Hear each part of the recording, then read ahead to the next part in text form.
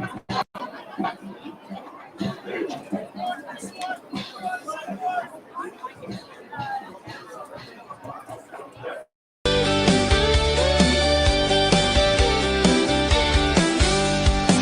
the heart of Brookville where the rivers flow, there's a voice that's calling, let me tell you so.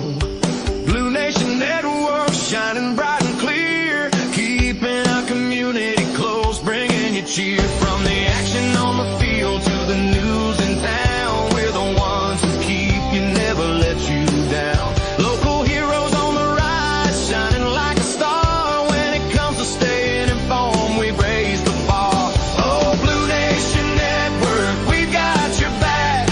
Sports and stories, it's a rocking track.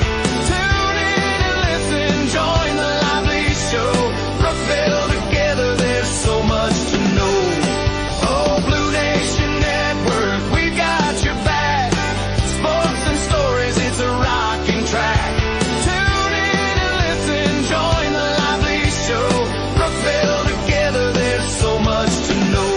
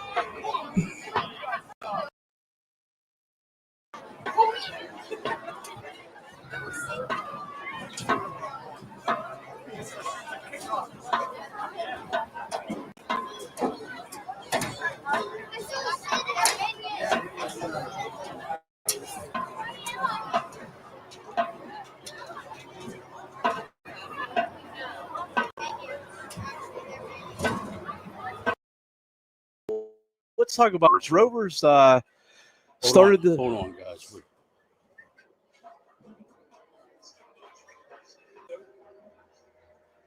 You good?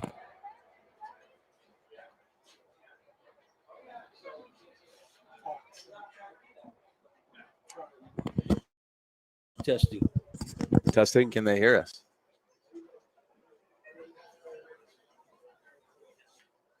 Okay. Hey, all right, we're back. All We right. got a heartbeat. So let's, Chad, let's start off by talking about Brockway. So Brockway started the season off In Punxsy. in Punxsutawney, and as we all know, Punxsy is Loaded. they are loaded. They got a good football team, and they took it to the Rovers 31-0.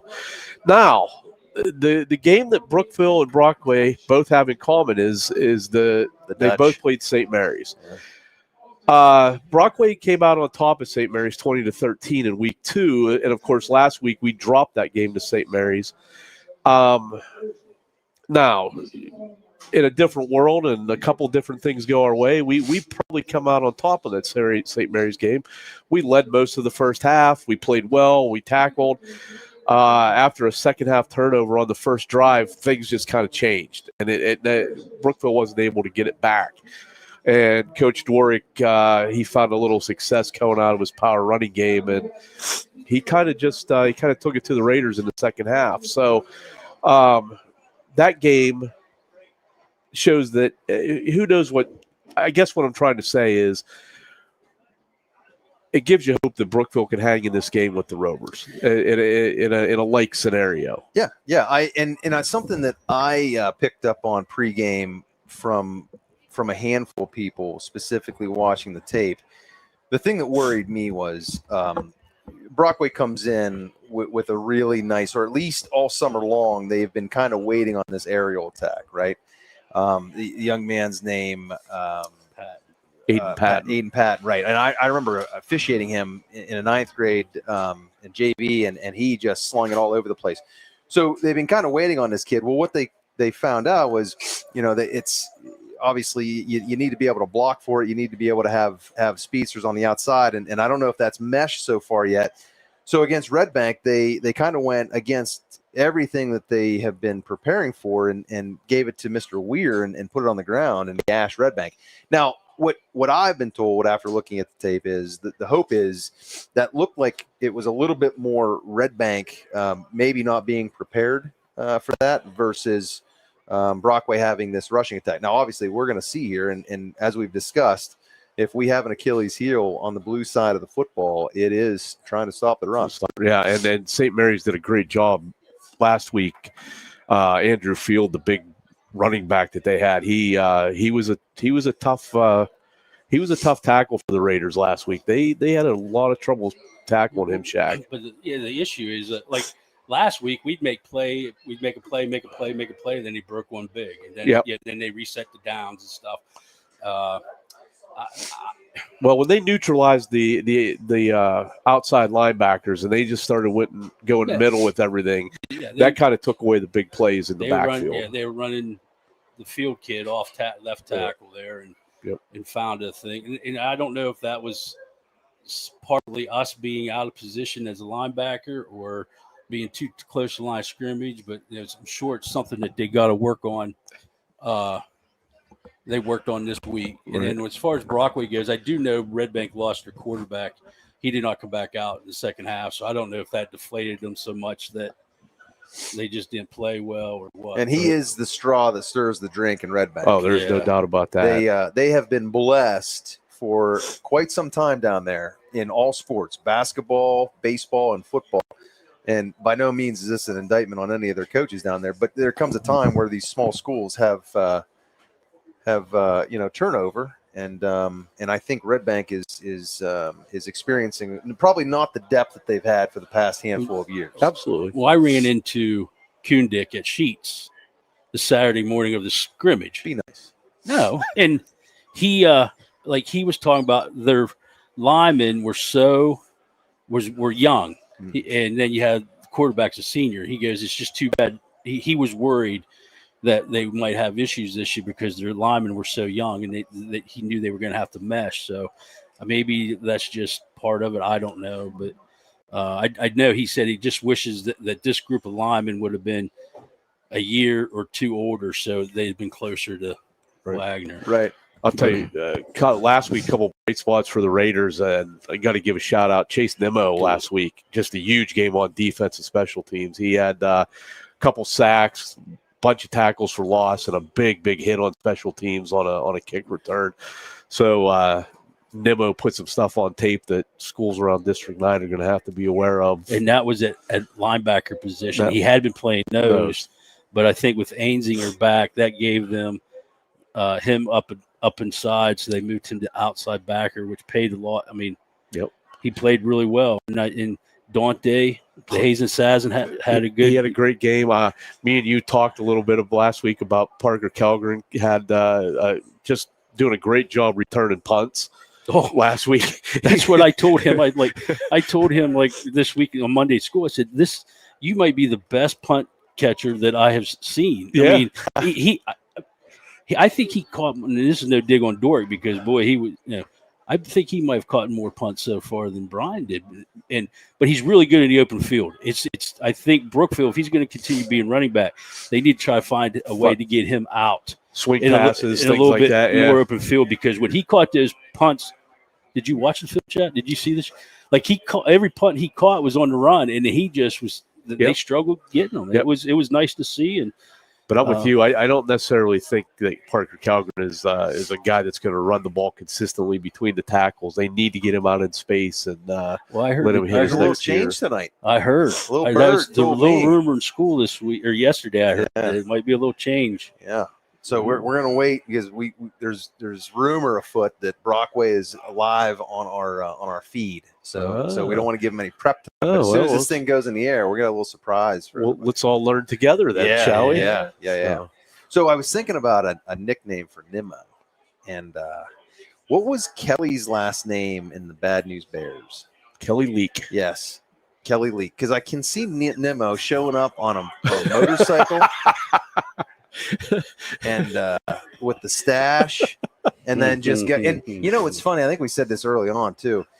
Chase is one of those kids that it's crazy how athletic he is. Oh yeah. We were in the gym when we started there, in the wintertime in March for baseball practice. And, the kids get there a handful of minutes early and they're messing around. And then when coaches get there, they clean up stuff, whether it's a basketball, football, they're throwing around, and we get ready, get stretched, warmed up, and get rolling. He takes a football. You were there. You watched him. Yeah. He took a football. He spun it onto the ground, and then he kicked it to keep it spinning. Not once, not twice, but like 6 times. Yeah, he's talented. He's really talented. He is and if you look at him, the first thing that would come to mind is, oh, that dude sells concert tickets outside the school gates. Or if you do the commuter valve changed, he's your guy. Which he can do that too. I'm sure he could. We've had that conversation with him. He rebuilds engines. Yes. Does a little bit of everything. Yeah, he's like a Temu version of MacGyver. Yeah.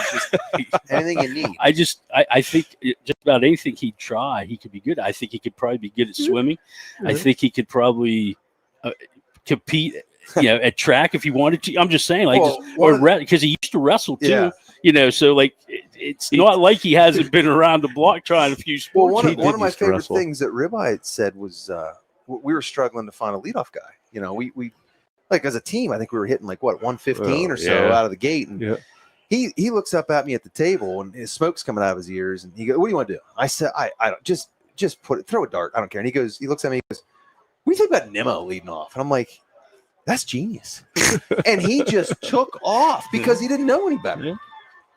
And he's got speed. I mean, he's got speed. I mean, he could be like the perfect leadoff guy if he, if he's patient. And he's got some learning to do because the leadoff guy, a walk is just as good as a hit for the leadoff guy. Absolutely. Sometimes that's hard for young guys to understand that. But there's one word that you're not going to hear thrown around Chase Nimmo a whole lot, and that's patience. No. They're not going to sing that song around him. No.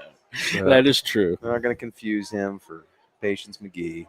But I'm telling you, if I'm in the backyard playing a game or whatever, and I have to pick, I'm picking. Oh, Barroom Olympics. He's a gold medal winner. I'm picking him. I don't care. Yeah, darts, pool, whatever it is. Yes, agreed. Cornhole, can jam, you name it. Yeah, he's one of those guys you'll find at the at the bar playing the Olympic games down there, darts and pool, and he's something else, Chase Nimmo. But and he has matured so nicely as a young man. Yes, he has. Because I'll just leave it that he has matured into being a nice young man. Yes, he has. He we all grow up in different phases, but he hit the gas pedal in that regard, and he's a pleasure to be around, and hardworking kid. He's a competitor, and what coach doesn't want to have a competitor on the team? But yeah, I texted Billy today, and this is something, this is one that we need. Obviously, this is a little bit of a rivalry. We got a trophy in the house tonight. Judge Four Doors Route 28 trophy is going to be presented as soon as the horn sounds tonight. I'm going to go down in his stead. Judge is in Kansas City for a niece's wedding. His house is still being watched. Don't get any ideas, Shaq. Somebody's staying there. So.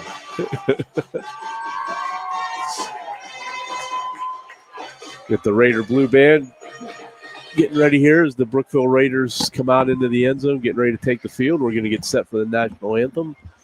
And we're just 6 minutes away from kickoff. So we'll stay here and we'll bring the national anthem to you and find out who's going to receive the ball to open up the first half here. Ryan Young got a fresh haircut. He is looking extremely aerodynamic on the clock tonight. He's accompanied by Nort Bonfordine, who looks like he's still confused as to how to work that thing over there, even though this is his 5th year. Ryan walked in and said, "Give me the Jason Statham." Your officials for tonight: the white hat, Mr. Kevin Doverspike; the umpire, Ryan Smith; head linesman, Tom Minnick; line judge, Jason Zitzelberger. Your F is your Craig Heibel, and your S is Kurt Gunton. We're going to go with the national anthem.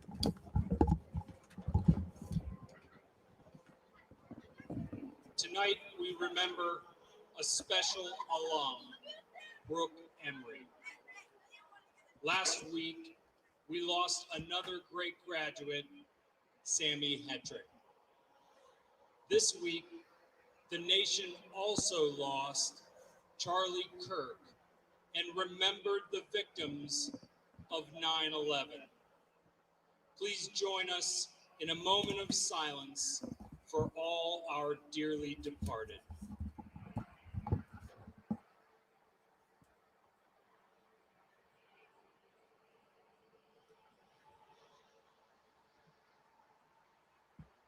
Thank you. Please remain standing for our national anthem and the alma mater.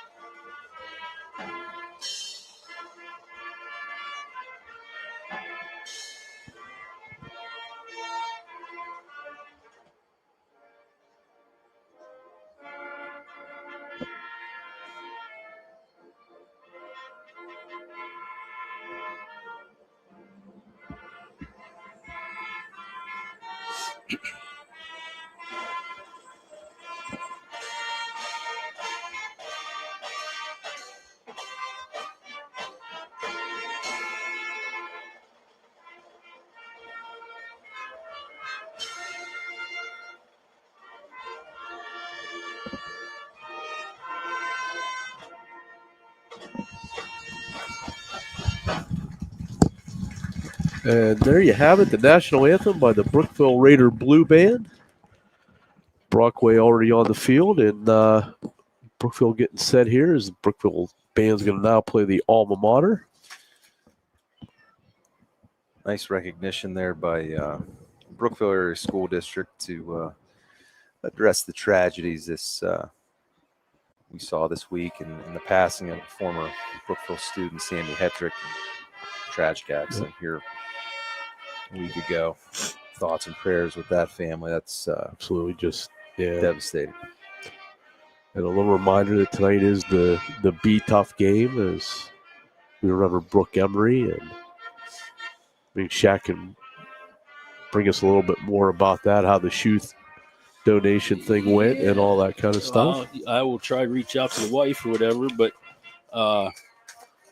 this is our 4th year doing it, and anybody that brought a new pair of shoes or slightly used shoes, we got a ticket for each pair in a drawing for A&M, and kudos to A&M. This is the 4th year they've given that gift card or whatever it ends up. I can't remember what it is. It might be a pie this year, but anyways, anything you get there's good. Shit, I would have loaded my trunk up with shoes if I know I was going to get a pie from A&M. A couple other things here that I was asked to pass on. The school musical Sister Act will be running November 20th, 21st, and 22nd. Pre-sale tickets should be available next month. Homecoming is Friday, October 3rd. There will be a pregame show from the band, followed by the crowning of the king and queen. The Brookville Community Tailgate occurs prior to that at 5 p.m., so come on out, bring the kids. There's all kinds of games and stuff. And then, of course, on homecoming at halftime is the Hall of Fame inductees. And for you guys that are wondering who's on the court, the girls are Del Doughty, Addison Patton, Corinne Sire, Gabby West, Samantha Whitling, and Kata Yoder. And the gentlemen that are on the court, Lad Blake, Luke Burton, Ty Fiskus, Sam Krug, Camden Means, and Josh Samai. All right. Good group of kids. Yeah. A lot of great stuff going on here over the next couple weeks. And there is a Powder Tough volleyball tournament scheduled for Wednesday, October 1st. Each grade's allowed to enter one team. So what it is the volleyball, the girls will be coaching the boys. Ah. And it's called Powder Tough. I like it. So that's the activity. That information was given to me by Melinda Wrights. Is there anything that A&M doesn't get involved in our community? Mike and Abby, they are great.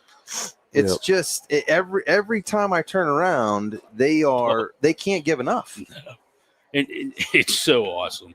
I mean, they're good people. They're and, great people. And Great people. on top of that, they have great soup. I just I love their soup. Do you know what people sleep on over there? Is the cheesesteak.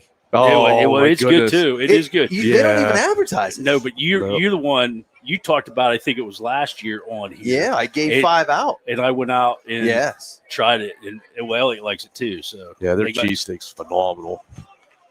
Absolutely. I think you and Elliot, if you guys give your rating of approval on a cheesesteak, that's got to be good. Especially Elliot, because he's a food connoisseur. Yeah, Elliot's a food connoisseur. Yeah. Yeah, I mean, I know you tend to stay away from food, but Elliot, I mean, he's into it pretty heavy. I get different people. No, they do a phenomenal job, and constantly helping out not just football, but I know they do a ton for us in baseball, and just the community in general. I know they've hosted a couple events out there for veterans and other nonprofits to help community members here in the Brookville surrounding area. Even just the fundraisers alone is that they help. It's just incredible. Yep, it's good to have that. So we got our captains in the middle of the field. We're waiting to see the results of the coin flip as referee Kevin Doverspike's talking to them, and now they're going to set up here. And Brockway did win the toss, and they're going to receive the opening kickoff. So we're about set to get underway here. So we're going to get a look at this Brockway offense, and let's see what kind of adjustment the Raiders made on defense here to put this run game in check. Craig Heibel, former head coach of Red Bank football, now joining the ranks of POAA officials on the game. And speaking of Red Bank, we're blessed with the appearance of one gray-haired sports reporter known as Fletch, Rich Rhodes, all the way up from New Bethlehem tonight to cover the game. He must have saved up enough gas money to come north. Yeah. Well, I think he found it down to 290. He said if it dips below 3, I'll come up. I think there was a Sunoco down in Strattonville giving away a coupon. He hit that one lone gas station between here that has the sweet sauce pizza. That place is good. The gas was $2.98. That pizza is good. Yeah. Yep.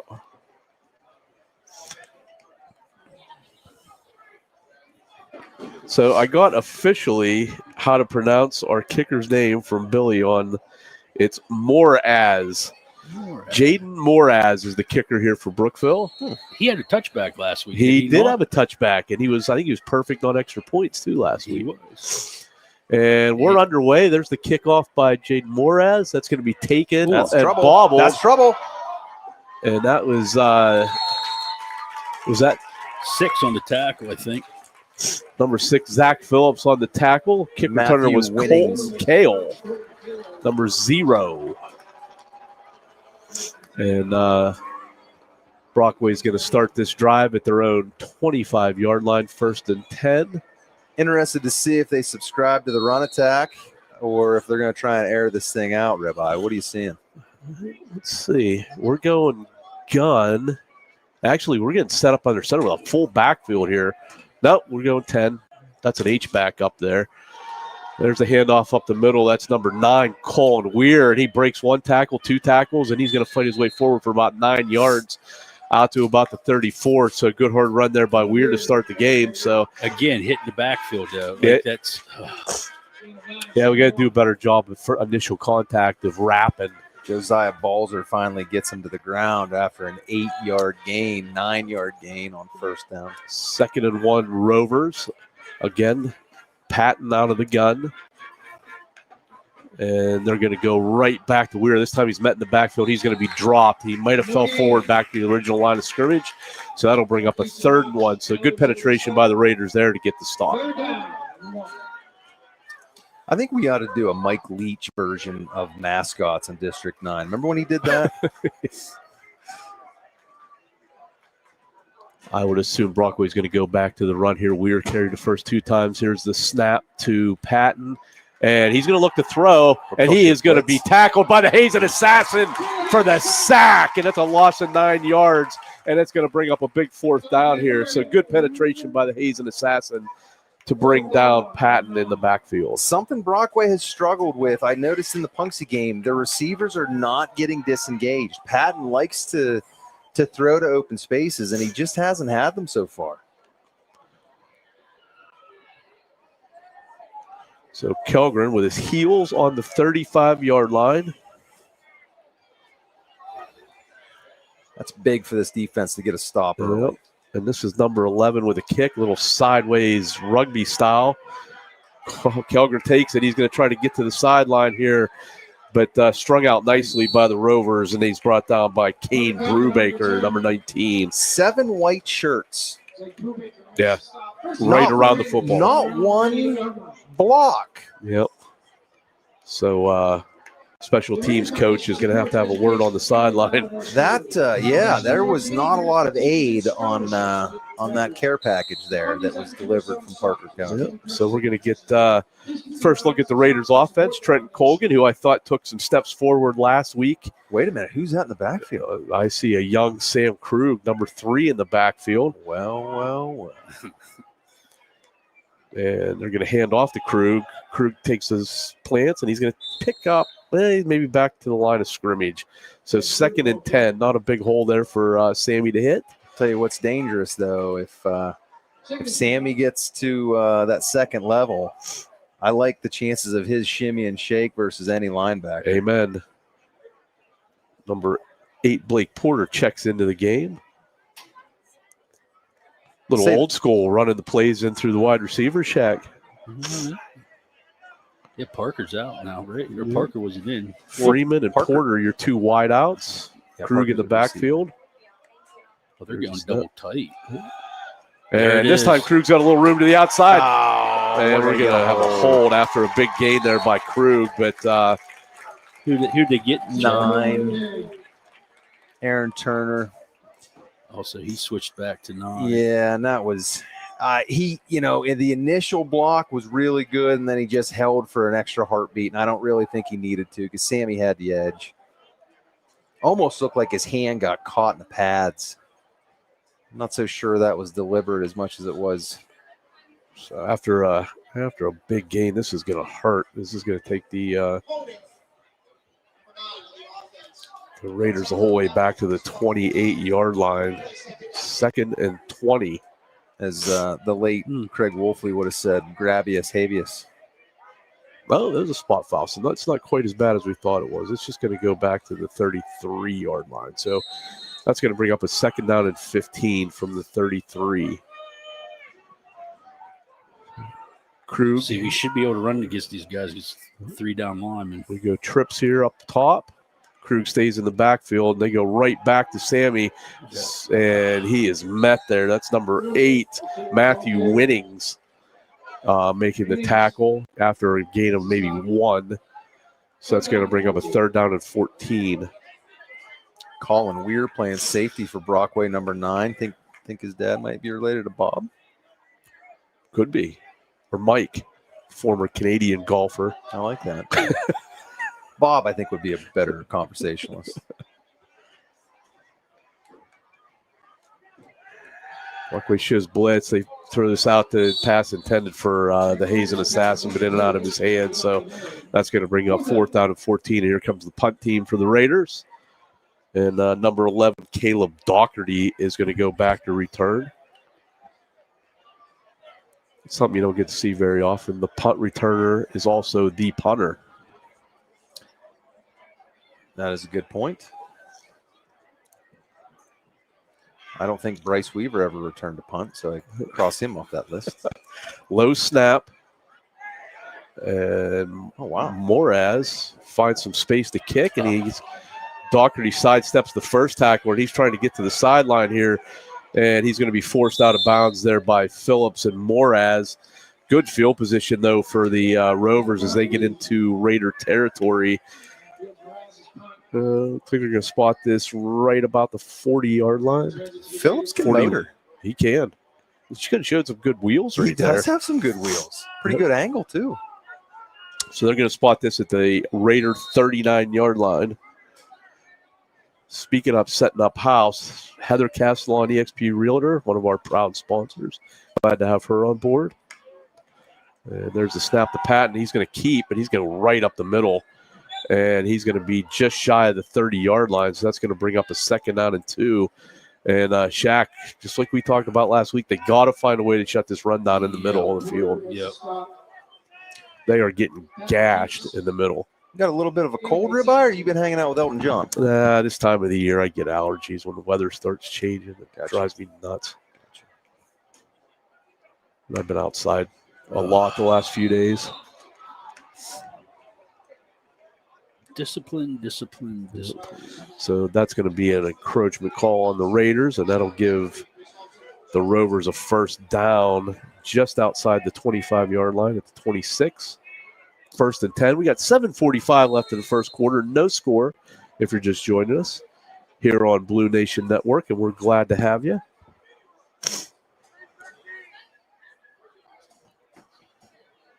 Patton takes the snap, fakes the handoff, and he is going to be sacked again. And this time, right on cue, our man Chase Nimmo with his 3rd sack in 2 weeks, and he is on fuego.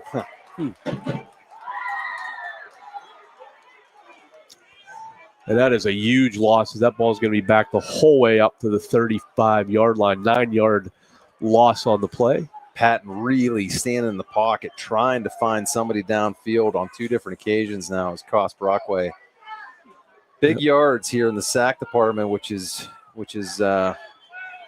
big for the defense here, keeping behind the sticks. And just nowhere, no time to throw the football as Nimmo was right on him from the get-go. So Patton again, he's going to look to screen this out. He finds Doherty. Doherty balled it up to traffic. Anzinger and slowed him up, and that was Blake Porter in on the tackle. Late tackle by Porter. I think Turner slowed him up, though. Wasn't that 9? Yeah, Turner and Anzinger both had cracks at him. Yeah. But Blake Porter came in to clean it up. I can see it here. Should I be able to see it? Mm-hmm. So 3rd down, and I'm going to call this 19. Actually, let's call this 20. 3rd and 20, Chad. I think we lost a 2 on that last play. Patton takes snap. He's looking to get downfield. Good pressure up the middle as he gets flushed out of the pocket. He is going to get set. No, he steps out of it. There's a hold or an illegal man downfield, one or the other. And Patton's pass is over everybody's head, but we do have a flag on the play. And we'll see what this is. I don't take this. Oh, no, it'd be 4th. Never mind. What am I saying? 4th down and 20 or 3rd and 30. Yeah, they're going to take the 4th down, so penalties decline, and the Raiders. I thought they switched the down marker early. I thought that was only 3rd down. But, yeah, it's another great defensive stop after a nice punt return to get into plus territory for the Rovers at Stalls. I don't know if they're punting this, though. Number 11 was, oh, here he comes. All right. I got it, Benny. Okay. So Kellgren deep in his own territory about the 6-yard line. There's a snap. There's the punt straight up, Heisman. And Kellgren's going to let this drop away. It takes a little bit of a Raider bounce as it's going to be down right around the 11-yard line. So 5:41 left here in the first quarter, no score. And Raiders about to begin their 2nd drive of the football game. And they did some good things last time. The holding call kind of put the kibosh to that last drive for the Raiders. But Krug in the backfield had a pretty nice run. But like Chad said, maybe the hold, Turner got his hand caught in the jersey there and kind of brought that one back. So Colgan sets up here in the gun. Krug sidecar to his right. Morey and Freeman, your wideouts, and Krug picking his way forward for a couple out over the 10 to about the 12-yard line. Who are those 2 massive bodies over there, Dan? 76. Is that Ansinger? Yeah. Yeah. He just took somebody about 15 yards away from the play and dumped them. Gain of 1 on the play. That's going to bring up 2nd down and 9. And So far, it's been all run for the Raiders. Let's see if they attempted pass to Morey on third down last time was incomplete. So let's see if Colgan goes back to the air here. Nope, they're going right back to Krug. Krug's a seam, but he is met immediately at the 15. That was a great tackle. Face mask. Ben Bash coming up with, I mean, when you have Sam Krug in space and you can find his hips and get him to the ground, that's a favorable task. That was a nice tackle. Let's check the flag here.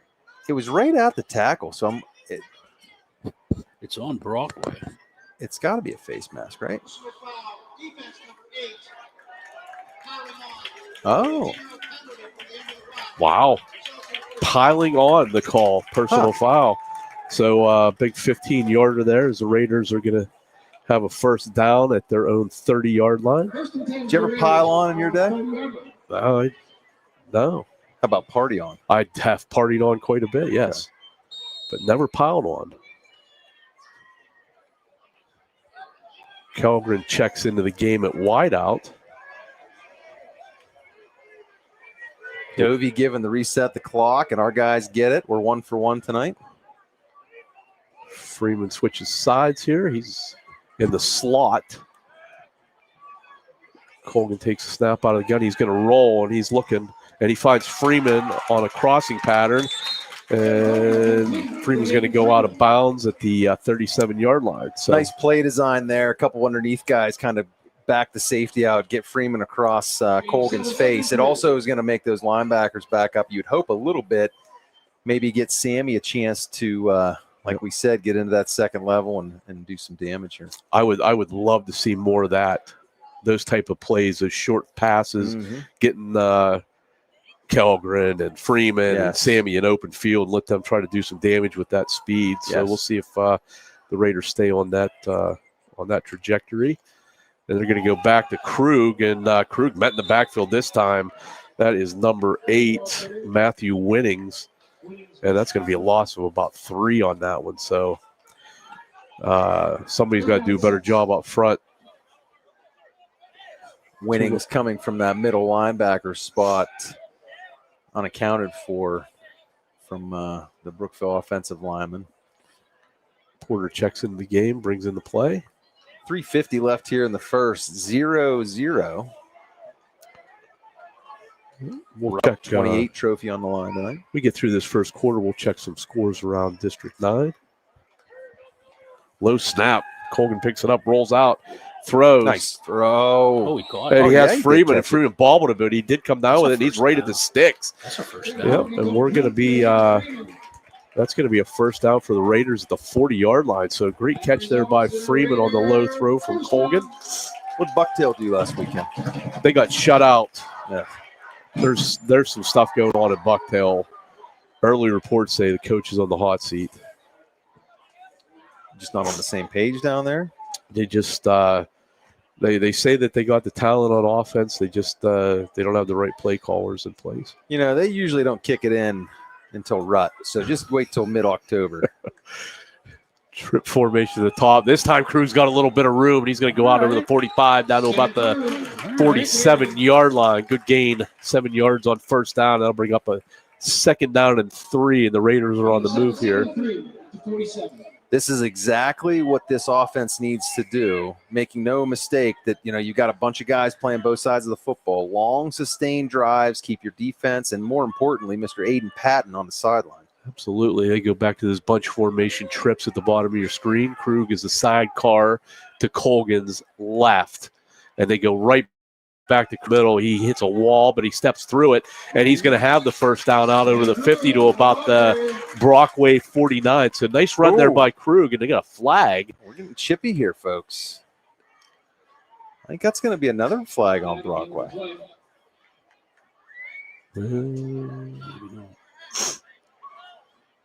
No, they're looking to Brockway's sideline.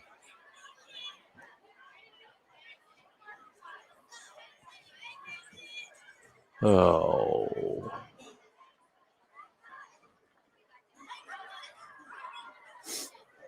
Well, they're having a big discussion about it.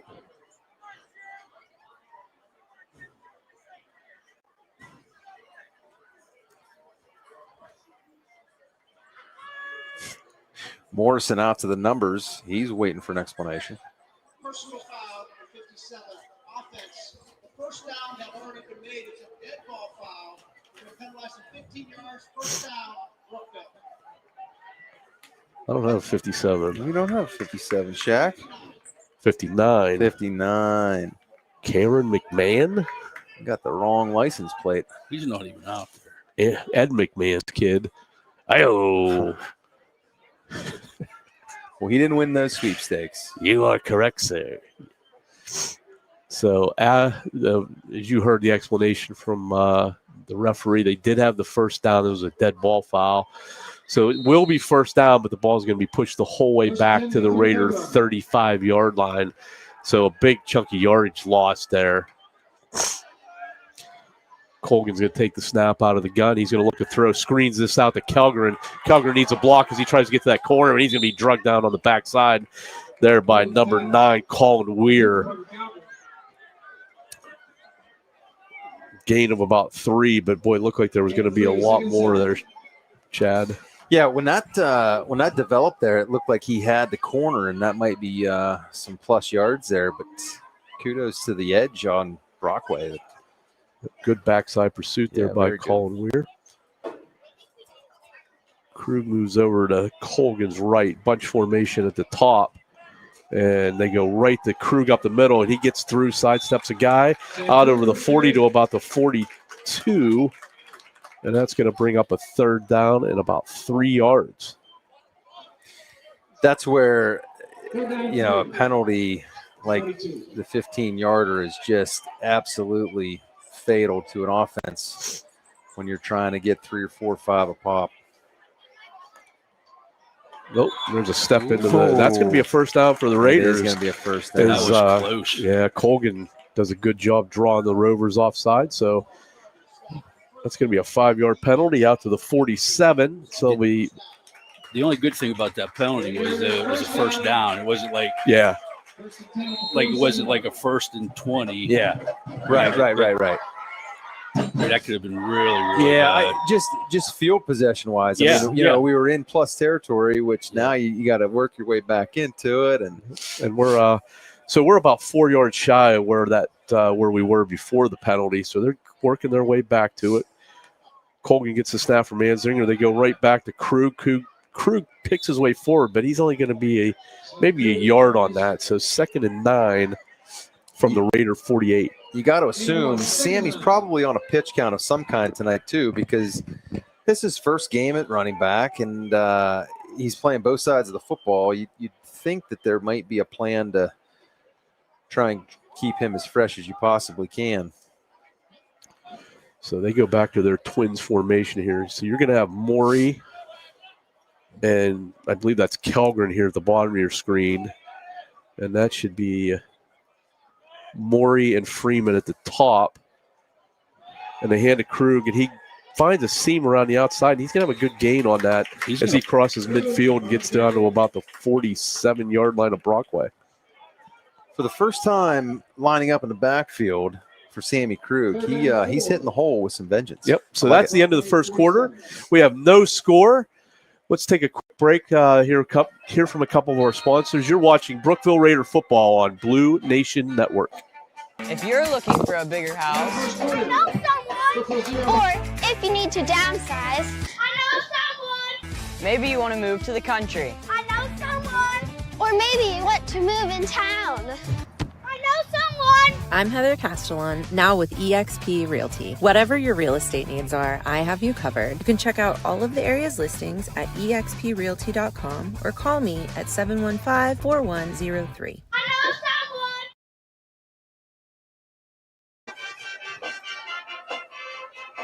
someone. Mac Metals. What's our mission?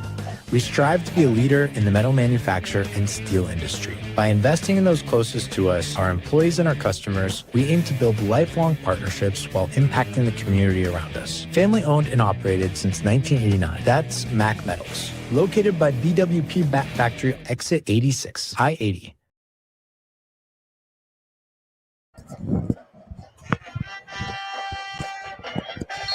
We're back.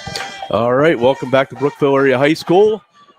Raiders Rovers, second quarter action. If you're just joining us, no score. Raiders driving, 3rd and 4 from the Rover 47, and they're going to fake the handoff to Krug, and Colgan's going to fight his way forward, but it looks like they're going to be about a yard shy of the first down. Nice little run there by Colgan, though. Boy, is he close. Well, boy, yeah, this side, the other guy at the top had him spotted a yard shy, but It is short. they're though. more of about a half a yard shy. Get So up on it and run it. Let's go. Lean forward. 4th and a half yard, and some new personnel checks in. Maybe going jumbo package here is looks like Colgan or PK. Kelgren going under center. Number 2. Let him Is, get set. And there's the sneak. Oh, Oh, man. Why is this guy going backwards? And that is going to be right. Brockway is going to take over on downs as Kelgren did not gain an inch on that. No. 2 straight up and down. He took 1 step and hit a wall. So big. Lyman didn't stay low enough. No, they didn't. They stood straight up and went straight backwards. Boy, big play on defense there by the Very big Rovers play. as we remain scoreless here with just over 11 minutes left in the first half. And Brockway's offense on the field. Patton going to take the snap here, and he's going to keep, steps through 1 tackle, but he's going to be driven back, no gain, as he's going to be met at the line of scrimmage by a host of Raiders.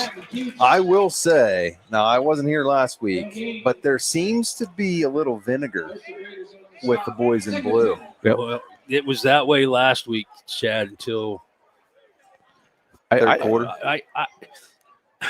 I'm not trying to be critical, but I just feel like our linebackers are getting too close to the line of scrimmage. And last week, when they got by the line, there was no middle linebacker to stop them. I just feel like, to me, we're close. Mm-hmm. So, but hey, it might work this week. Brockway comes out in twins. They send Doherty in motion. There's a whistle. False We got a start. false start on Brockway. Yep, the far guy called it. Well, nice. So it's going to be up at 2nd and 15. I'm with Shaq. I think it was a combination of the linebackers, but I also think it was a combination where Coach Dwarick and the coaching staff at St. Mary's found something that was working and just wore down that interior line of Brockway or Brookville, and they were just getting tired of constantly having to tackle. That Fields kid was a load, man. He was a load. There's no doubt that they found whatever it was running left, and then we just didn't have anybody there. Like I said, if our linebackers are that tight and they're going and we're in man-to-man coverage, like there's no one looking back. But there's a snap to Pat. He's going to look to throw, and he screens this out. That should have been a hold. That should have been a hold. You're right. Ooh. And he's going to be brought down. Blake Porter on the initial contact there for Brookville. Anzinger's slow to get up, but he seems to be okay. After all that was just a gain of 3 yards. So 3rd down and 7. He ran 15 to get 3. He did.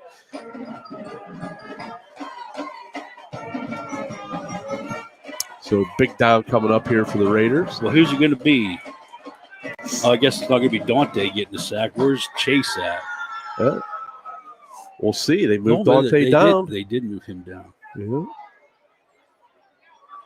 I don't see Chase out there yet. They've sent Freeman out here. Well, looks like so they're going to try to throw. Oh, lots of time here. Now he's flushed out of the pocket. Oh, he was close to the line there. Oh, and he hits Doherty inside the 10, and Doherty's going to drag Krug into the end zone for a touchdown. Wow. That's 2 weeks in a row. That was it couldn't have been any closer to the line of scrimmage when he let that go. But it's the full body. He's got to be beyond, and he wasn't. So big play there for Brockway as they're going to take a 6-0 lead as Patton connects with Doherty.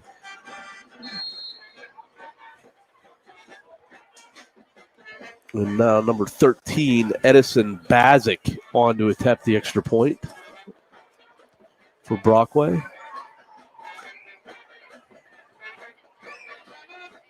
There's the snap. It's good and up. And it's going to be 7-0 Brockway with 8:54 left in the first half. So Doherty gets behind the secondary, and Pat makes him pay for it. Yeah, that's a, and it hurts on both sides because we started to get a little momentum with the run game, and we're getting some little chunk plays.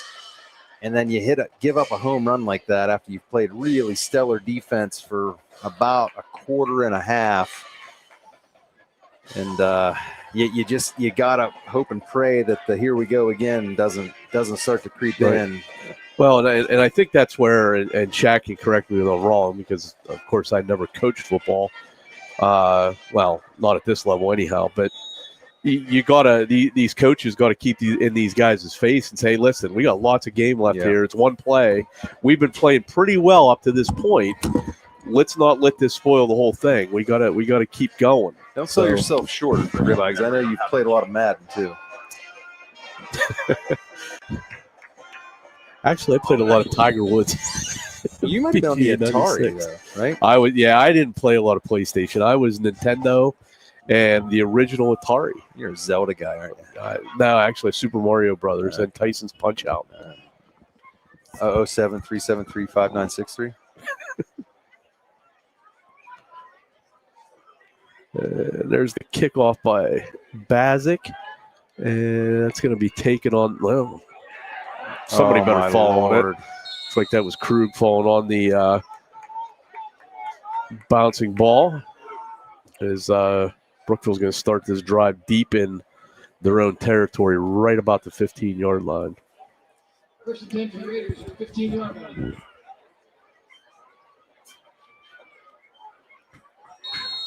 So Freeman is going to be down here at the bottom of your screen. You got Kellgren and Porter at the top.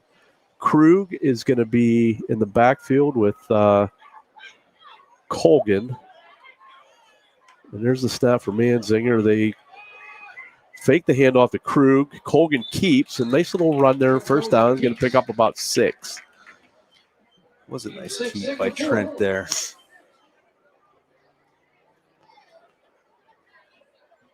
Shaq calls it an option read. I call it a veer, but either way, it's the same thing. Tomato, tomato. I'd like to see a Fox here. What do you think of that right off the bat? It might. You got some guys. You got 9 guys in the box right now. 3 wide receivers at the bottom of the screen. Colgan hands off to Krug, and he's met immediately there. Number 56, Cash Butters. And Krug got back to the original line of scrimmage and no more, so that's going to bring up about a 3rd down and 4 here. And this is a big down for the Raiders. They really need to flop some field position here as we wind down under 8 minutes to go in the half. Brockway leads 7-0. If you're just joining us, Patton hit Doherty on about a 60-yarder. And they're not going to call the offsides on that as he got back in time. Colgan trying to draw him off. And there's the snap. And they're going to screen this out to Porter. And Porter comes down with it, but he's going to be a couple yards shy of the first down. And that's going to bring up a 4th down and 2. And it looks like the punt team's coming on for Brookville. So Brookville's had a couple drives going and shot themselves in the foot. And now they stall there. Flip the field here and let's get a turnover. Jaden Moraz is our punter. This is Doherty deep to receive.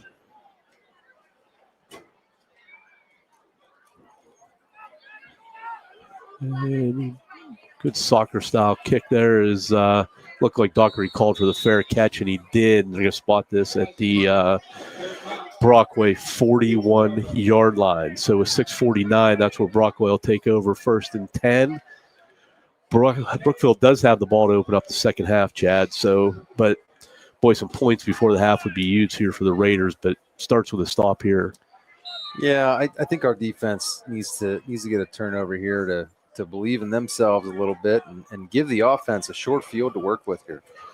Other than the big play, I mean, we Brookville hasn't been horrible on defense, but that was a costly big play there. There's a run up the middle by Weir. Weir breaks a couple tackles. He's going to be brought down by Krug, but not until he gains about 7 on that. So that's going to bring up 2nd down and 3. 6.5 minutes to go in the half.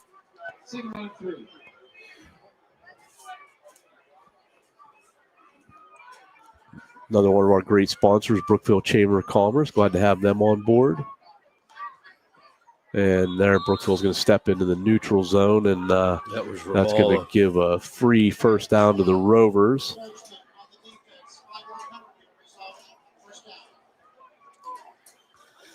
Discipline, yep. discipline. Sometimes it takes nerves to steal, Shaq. Speaking of steel, Mac Metal Sales Incorporated, another great sponsor here at Blue Nation Network.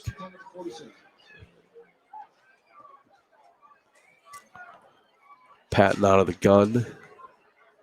And he's going to pitch this out to Weir, and Weir's going to get tripped up there by the Hazen assassin, Dante Morey, right about the 50. So no gain on the play. They're going to spot this at the original line of scrimmage. It looks like they're getting him about maybe a half-yard loss there. We're going to call this 2nd down and 11. I thought maybe it was the turf monster. Yeah, I think Dante may get credit, but he may owe the 49-yard line that tackle. I didn't want to be the one to say, but now you guys brought it up. You're probably right. Well, that hash sticks out of the ground a little bit. They've been trying to get it down.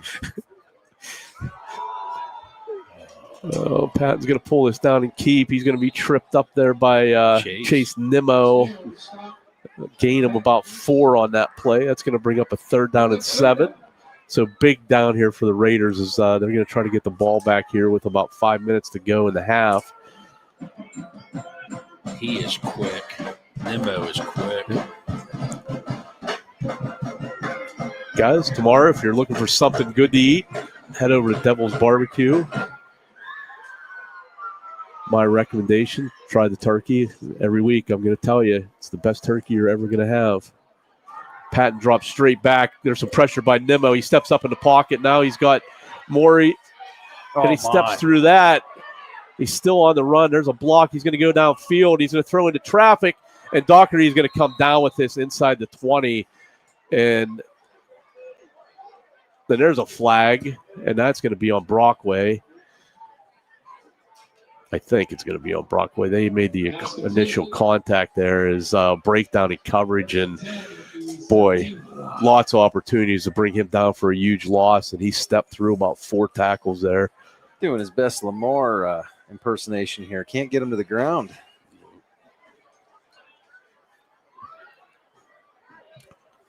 You can only ask your secondary to cover for so long. So that is going to be on.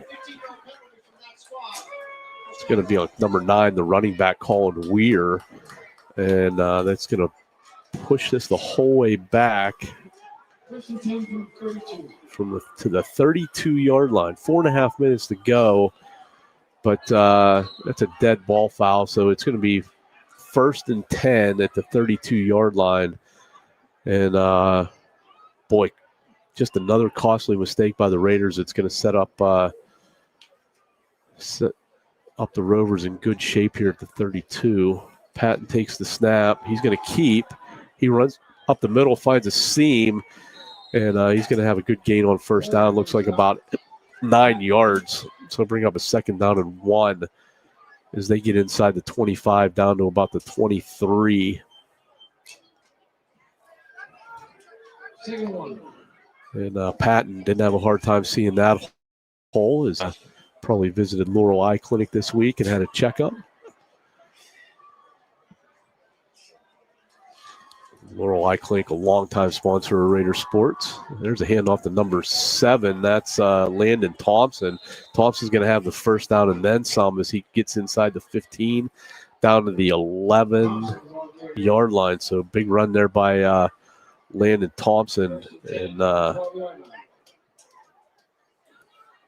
need to get a stop here. Someone's got to step up and make a play. 3:15 left here in the first half, and this is a big drive here for the Brookville Raiders.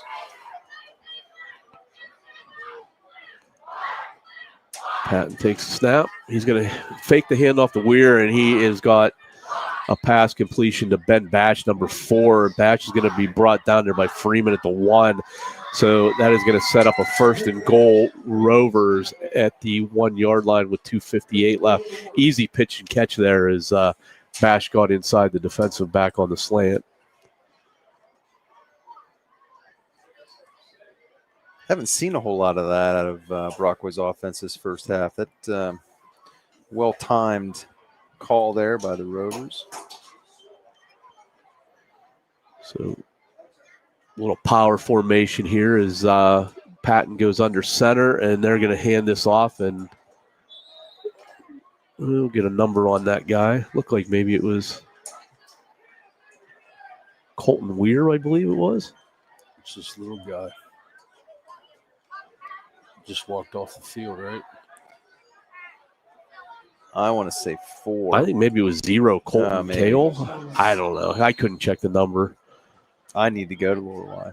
Yeah, we all do. Get a read on these numbers. Number 13, Edison Bazic, on to attempt the extra point. This will be his second one tonight, and they fake this, and that's going nowhere as the Raiders snuff that out. So that's going to make the score 13-0. So we'll see if that comes back to haunt them.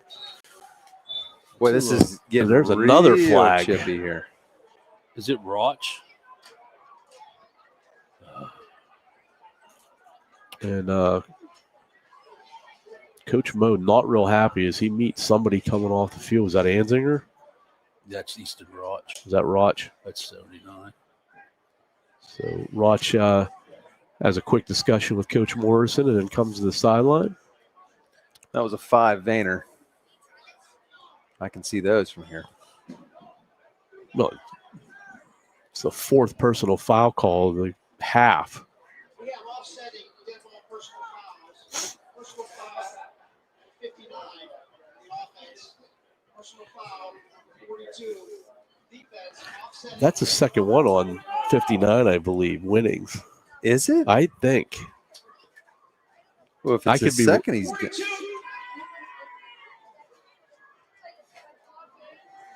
See, I could be wrong, but I thought it was 42. That's Nimmo. Oh, for us. Is that who he got got it on? Yeah, that's who they called. Roch took the tongue lashing.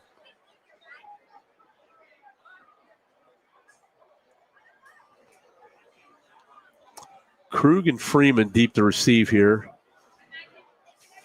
Bazic set the kick. We got 2.5 minutes to go in the half. And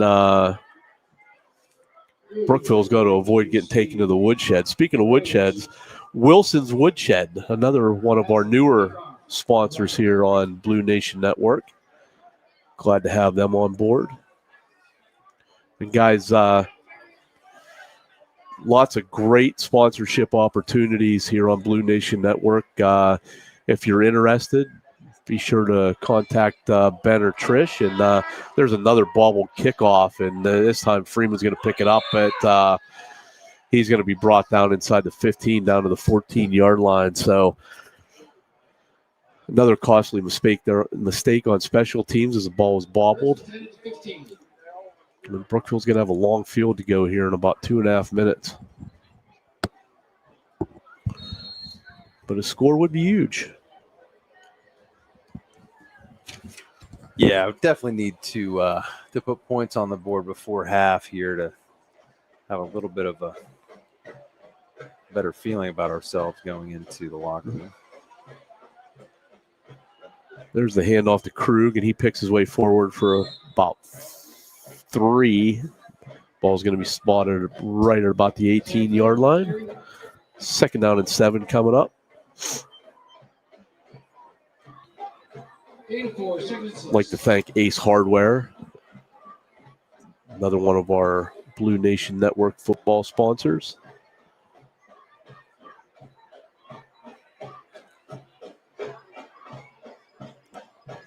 I think you got to start taking some shots here. You're under 2 minutes to go. Colgan out of the gun. Now what's going on? I don't know what I'm happened. going to stop the clock with 1:49 here. defense lined up in neutral zone. 5-yard penalty. Oh, I didn't see. Who is that on the sideline reffing? Is that Zitzelberger. I didn't see him throw the flag. So after the 5-yard penalty, that's going to bring up a 2nd down and 2.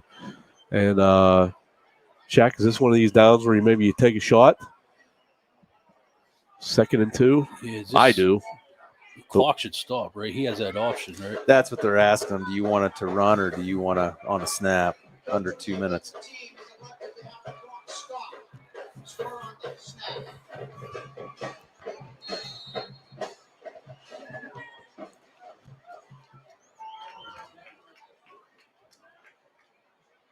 They're just snap the Colgan. They're going to hand off. They stay conservative here, and nowhere for Krug to go as he's met right at about the line to gain, but I think he's just going to be a tick short, and that's going to bring him a 3rd down and 1.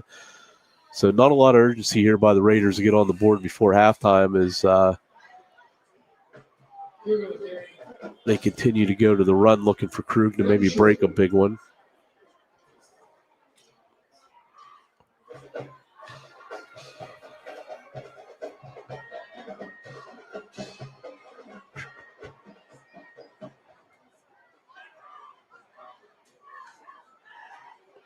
Again, they go back to Krug, and he needs a yard, and he just got it. He might have by about a half a yard, so he'll get a fresh set of downs. Is where he wind down to about a minute left to go here in half. Brockway leads 13-0. Like to thank K&T Supply Incorporated, Corey and the gang over there. Do a great job.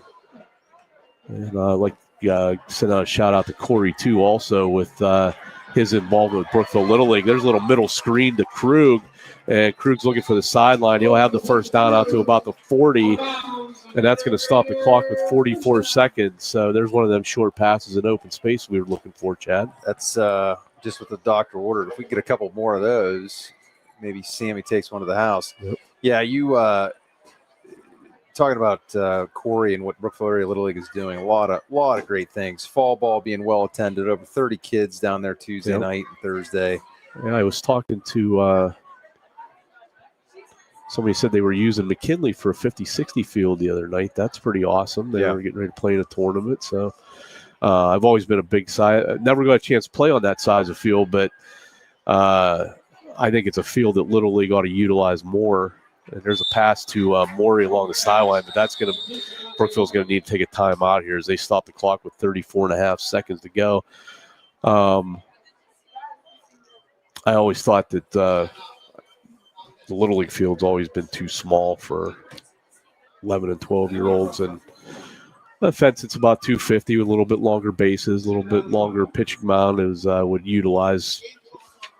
Be a lot better served, I guess is what I'm trying to say. You hear about the project going on down there, putting the big batting cage in center field. Center field's not going to come in. It'll be 340 to straightaway center field. Nice. Yeah, good. That's what we need.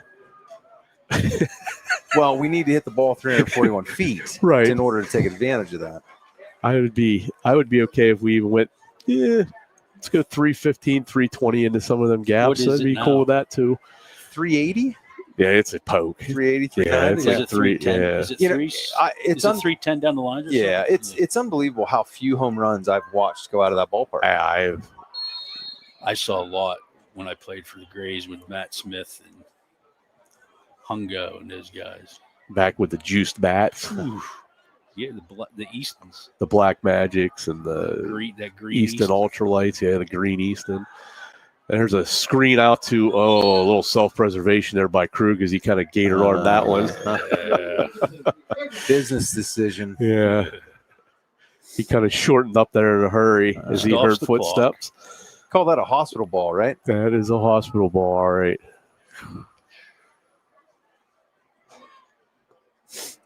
Got a couple new sponsors this week, guys. Let's hear them. Top Tier Federal Credit Union and Plyler's Carwash and Laundromat. Hey. So glad to have them on board.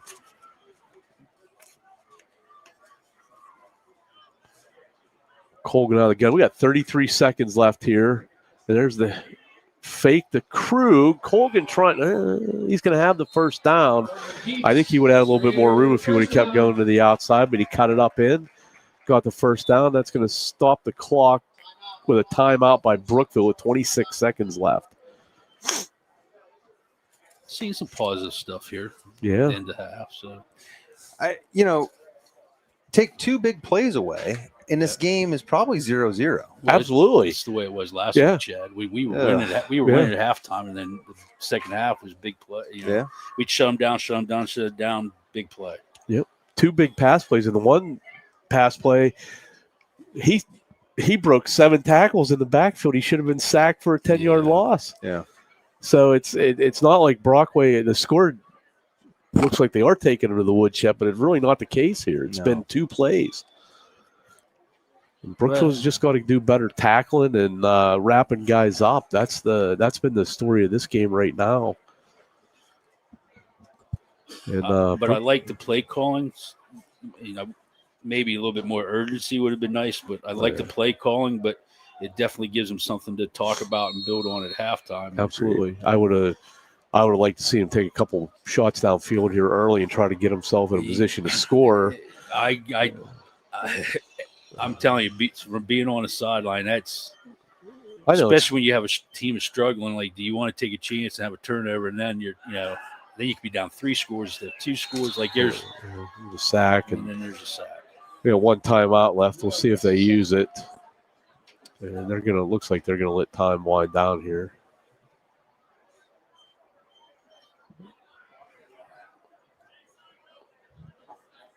I don't know. I know. I look at it from a standpoint that, and I know Krug's not on the outside anymore. Freeman is. You got some speed out there.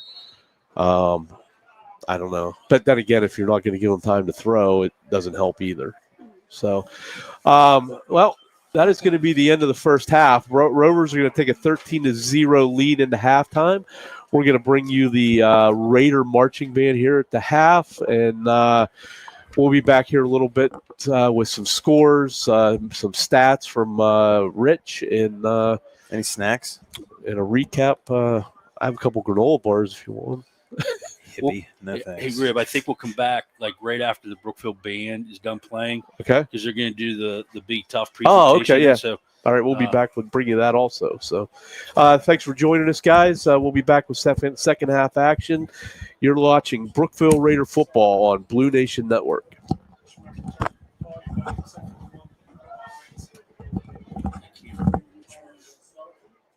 Was all these? Did all? Yeah.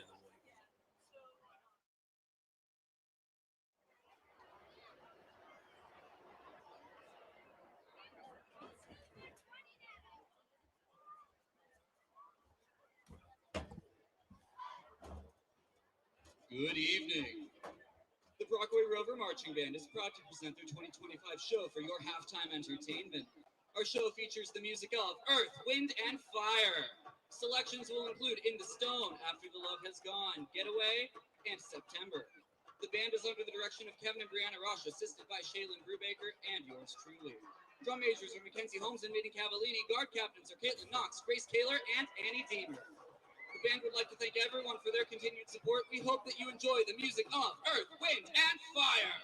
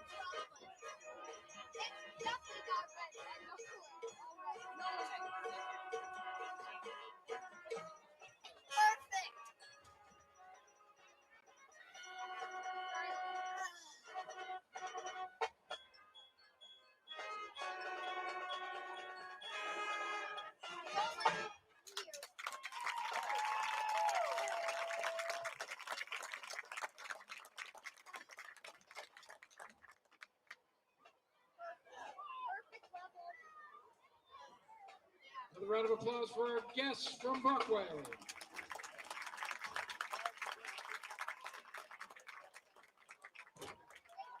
Please welcome your Brookville Blue Raider Marching Band. The band is under the command of drum majors Leah Caminator and Sidney Murdoch. The band opens the show with All Along the Watchtower, written by Bob Dylan and made famous by Jimi Hendrix.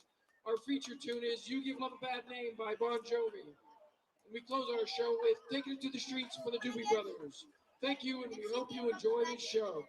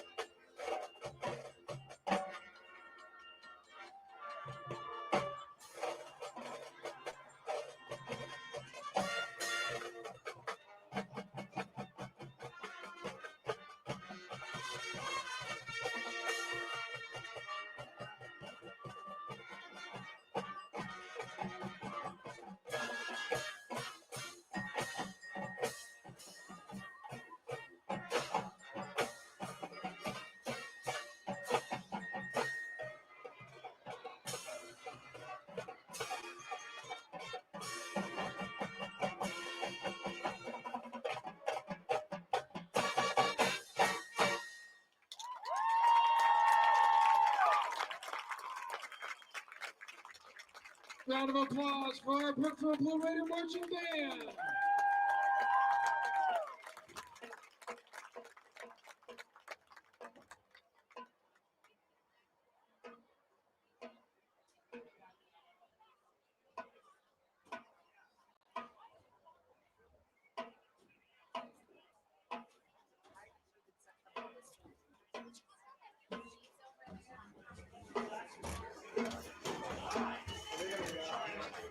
Yeah.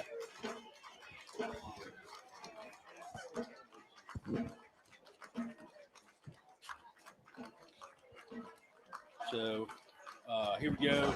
Middle of the field, we have.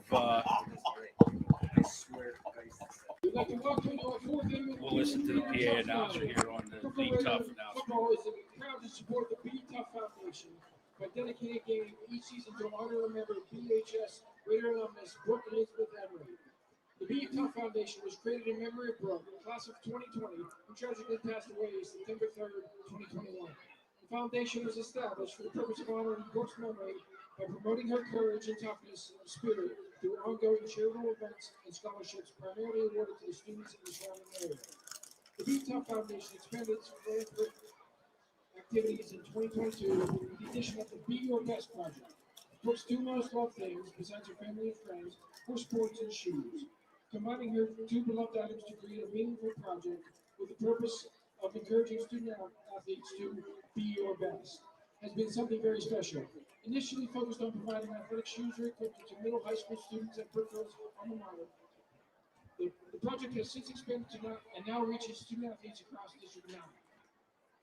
Be Your Best project also provides new or generally used shoes, winter boots, or athletic footwear to Brookville's elementary youth. Be Your Best further supports elementary youth in in the Brookville School District to promote a caring and supportive classroom culture. Our reward program is created for students that display responsible behaviors and make positive choices.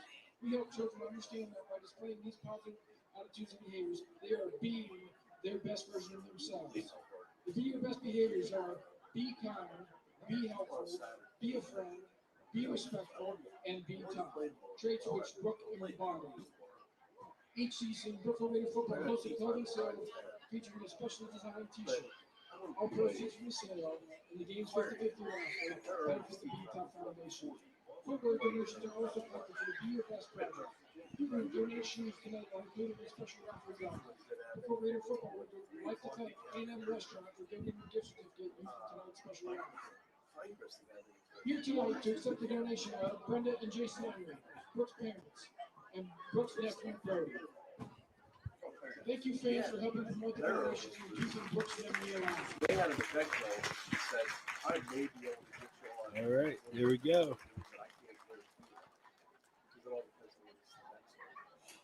All right, run some commercials while we wait for the teams to come out.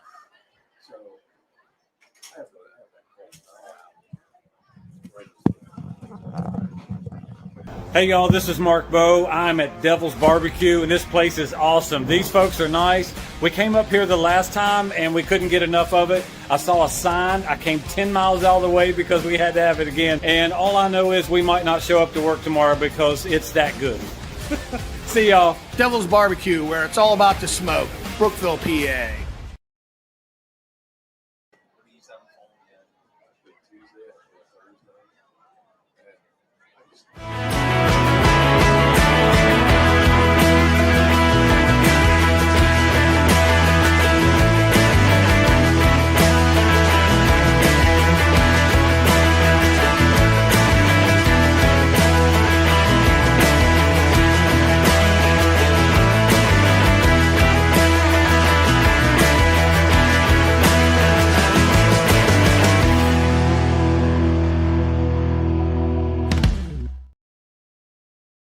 Ace Fix-It Hardware in Brookville has been the place to get all of your hardware, tools, paint, lumber, and decor right by the bridge in Brookville since, well, like forever. Call 849-7326. Most friendly and knowledgeable staff in the business, too. Ace Fix-It Hardware says. This is the place with the helpful hardware, folks.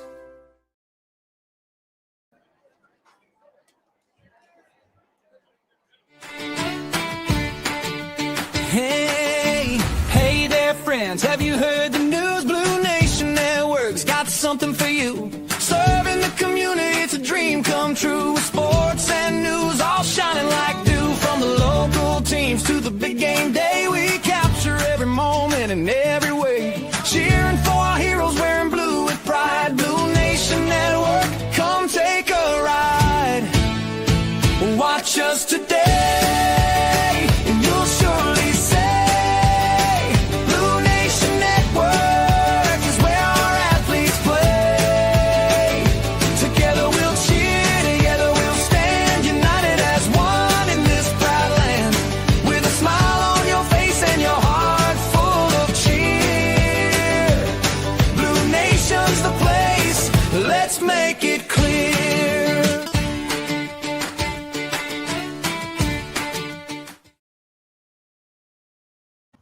All right, we're back. But before we get started, let's talk about some sports next week there, Ribeye. All right.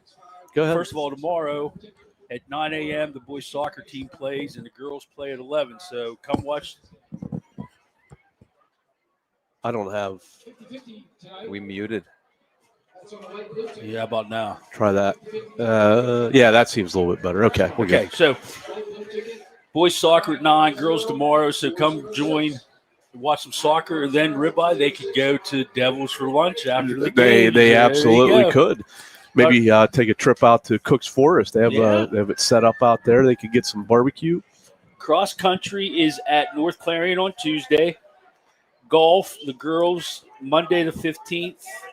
AC Valley at Pinecrest. The boys are at Clarion, and then at West Forest at 4 p.m.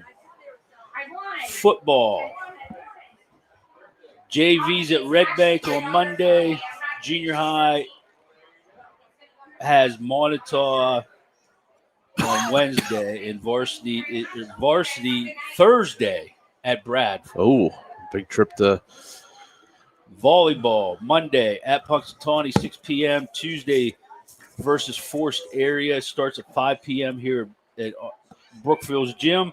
Soccer Monday, Monday the 15th. Junior high Bradford's 3:30. Tuesday the 16th. Junior high's at Kane.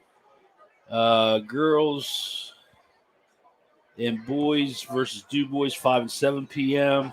On Thursday the 18th, the girls versus Kane. And then the boys at 6 p.m. versus West Smokin. And then Friday the 19th, the girls are at Bradford at 4:30. So there's your updated sports schedule. a lot going on. Yes. Zach. Hey, before we get into our recap talking about the first half, we didn't get a chance to go through any scores from around District 9, so let's get updated there. Punxsutawney with a 7-6 lead over Central Clarion. That's in the second quarter. Karn City kind of having its way with Montauk 42-0. That's at the half. No score in the Ridgeway St. Mary's game, but I got a feeling that hasn't updated yet, so that's in the first quarter. Du Bois taking it to Bradford 49-14. That's in the second quarter. Port Allegheny shutting out Smethport 48-0. That is in the second quarter. Shaq, here's a score that me and you talked about at halftime. Red Bank was down 14-7 to Otto Eldred, but they've come back and they lead Otto Eldred 21-14. That is in the second quarter. Keystone with a 28-13 lead over Kane. That's in the second quarter. The Union AC Valley Falcon Knights with a 15-0 lead over Cameron County. The Red Raiders getting shut out there. And like me and Chad touched on earlier, the troubles continue with Bucktail's play calling. They're down 26-0 to Coudersport. Refresh that. I have 3 times, just hoping that would change. Clearfield 8-0 over Belfont. So obviously Sid's got one of his better pitchers on the mound tonight. Kerwinsville and Southern Huntington, no score. That is in the first quarter. So that gets us up to date around the league here with D9 scores. And we're set for kickoff. Brockway is going to kick off here. This is Edison Bazik set to kick. And Krug and Kellgren deep to receive, and they're going to kick the Kellgren side of the ball. He's going to take this with a little bit of momentum, but he's going to be stopped just shy of the 30-yard line. So the Raiders are going to start their drive 1st and 10 at their own. Looks like they're going to spot this at about the 27-yard line. So, Chad, before we went to the half, we talked that you take away 2, and you can't take away plays, but you know darn well that this game's come down to 2 plays, 2 long pass plays that have changed the whole dynamic of this. This game could easily be 0-0 as opposed to 13-0 Bradford or Brockway, but they threw 2 long passes. One was a touchdown, the other one set up a touchdown, and this could be a whole different ballgame. Yeah, and you know, obviously our offense is not a big splash play type of offense. We're going to have to string together 12, 13 play drives to score. So, you know, when you give those types of big plays up, they're even more demoralizing because of the amount of work that you on your side of the ball has to do traditionally. So Brookville's got its work cut out for them. You got to make noise and get paid here on this drive to open the second half. Absolutely. So decent gain on first down, second 4 yards. Colgan trying to pick his way forward. He dives forward for maybe 1 or 2. So that's going to bring up 3rd down and 5. Brookville's been they've been relying heavy on just running the football. Hasn't been a lot of throwing here. But when they have tried to throw, in their defense, there hasn't been a lot of time to get rid of it. So they go tight on both sides with twins. Colgan's going to take this out of the out of the gun. Krug's going to be to his left. Here's a snap by Anzinger. And Colgan drops straight back, and he's under pressure, and he is going to be – actually, he's going to fumble, and that is going to be picked up.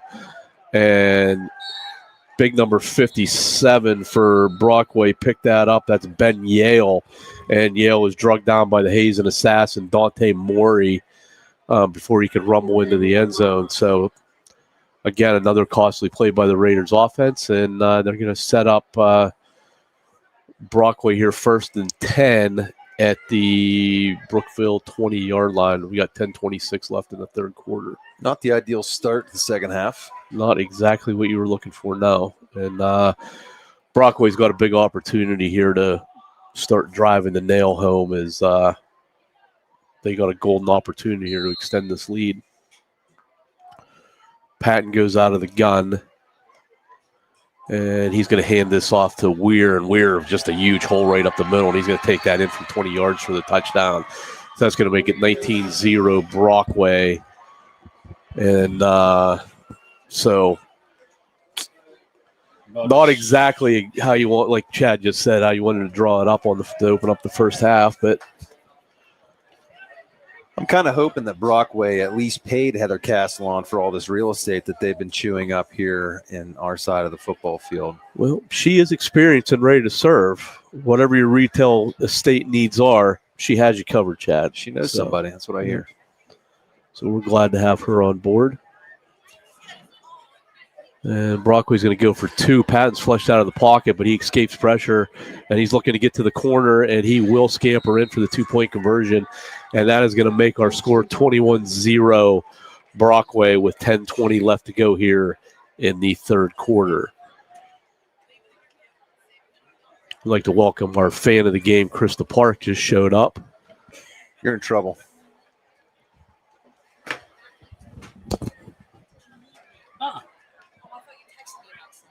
Yeah, I wanted to know how much the donation was.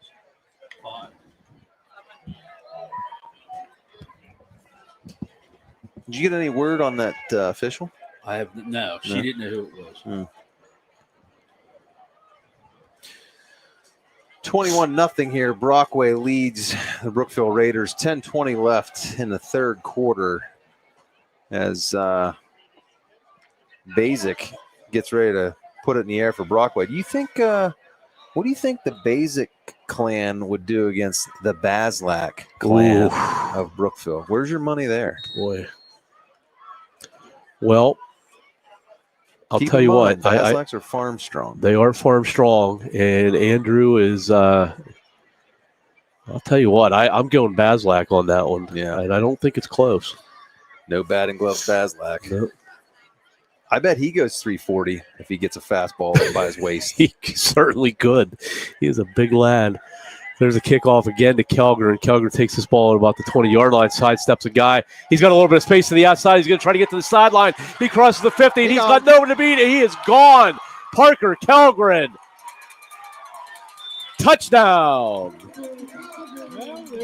So there we go. Brookville gets on the board, 21-6 on a kickoff return by Parker Kelgren, and that'll be the jump start this Raider offense needs to get back in this football game. Well, you know what Billy says, if you're juiceless, you're useless.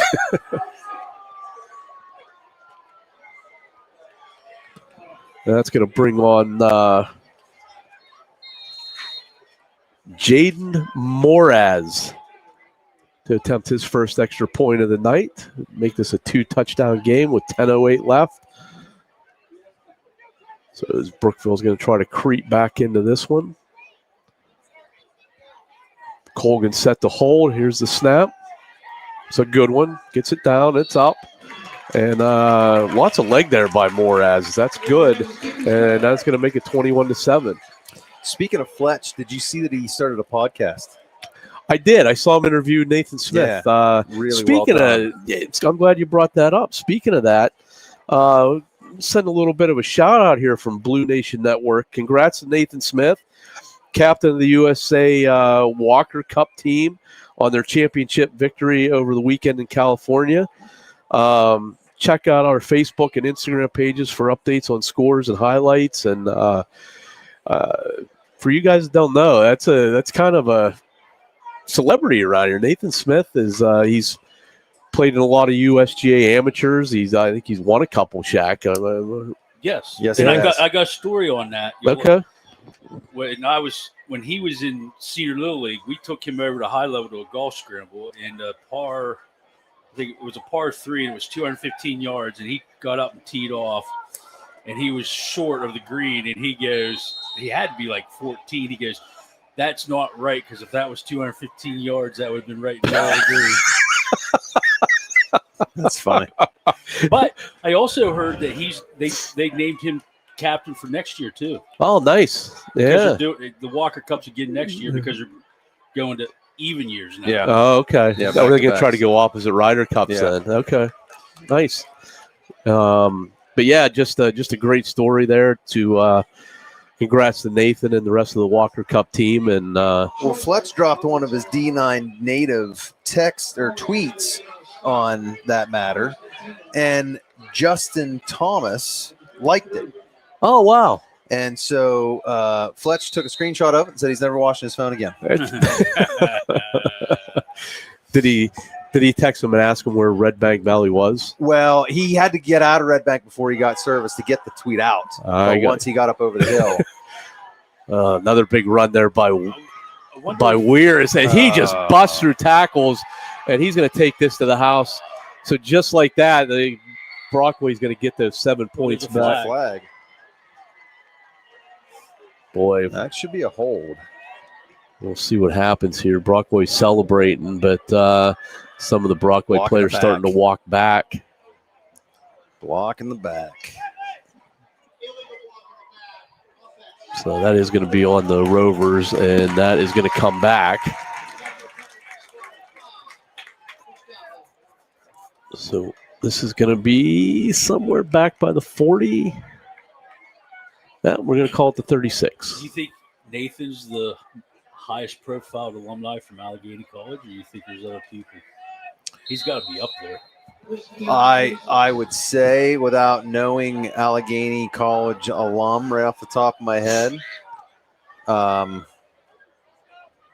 know Steve Felton went there and played basketball for 4 years. Oh, there's a big sack by the Raiders defense as they come alive here, as they caught a huge break on the block in the back, and this is going to push the ball back to the Raider 43-yard line.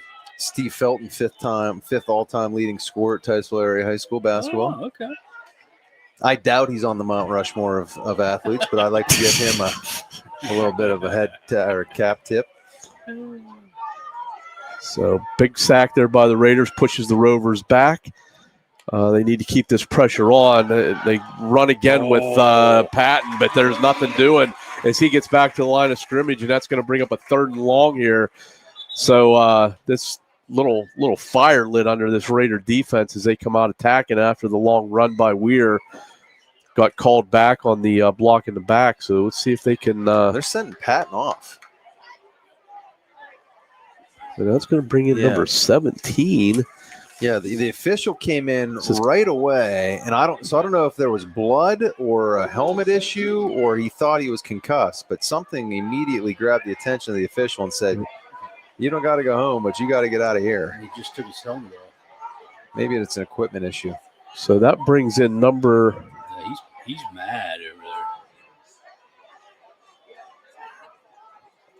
Well, who I thought was coming in a quarterback then. This is number 4. Is this Ben Bash?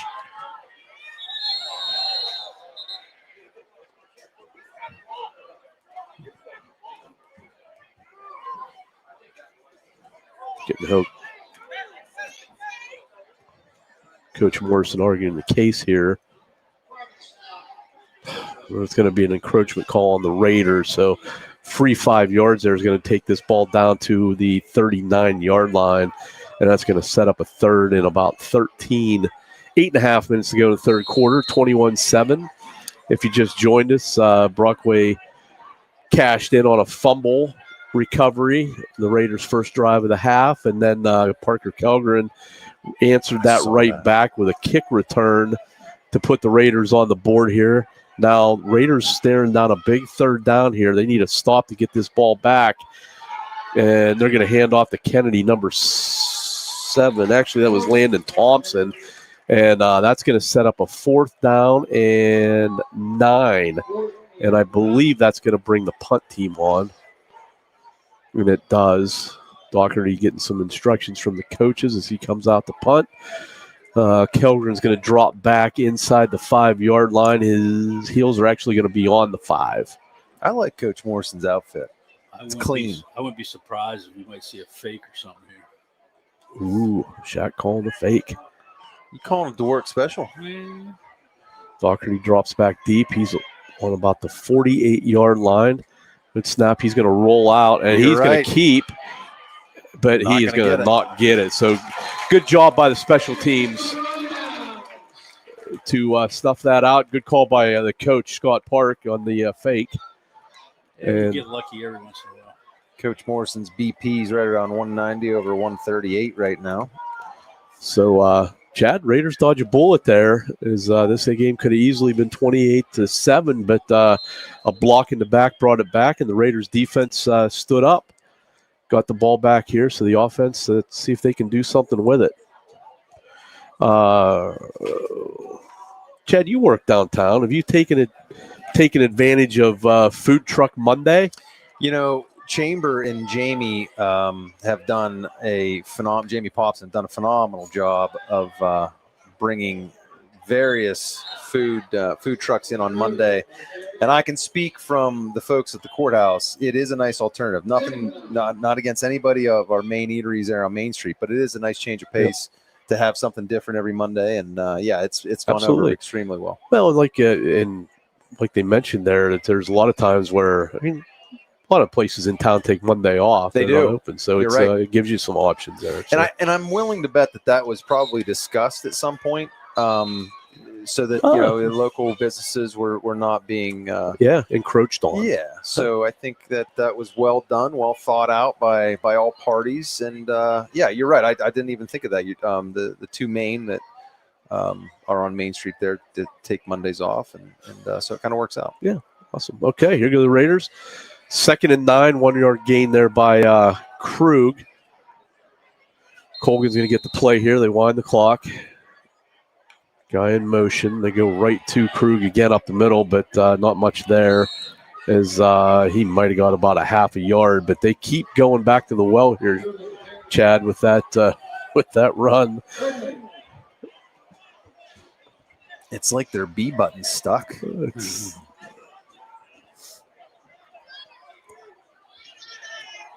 Got some of the JV players waving to their fans up in the stands. We signed autographs later over by the concession stand. Be sure to check that out. And there's a screen to the Hazen Assassin, but he's going to be tackled right at the line of scrimmage, and that's going to bring up a 4th down and 8. So I would assume the Raiders are probably going to punt here. Well, Colgan's staying on the field, it looks like.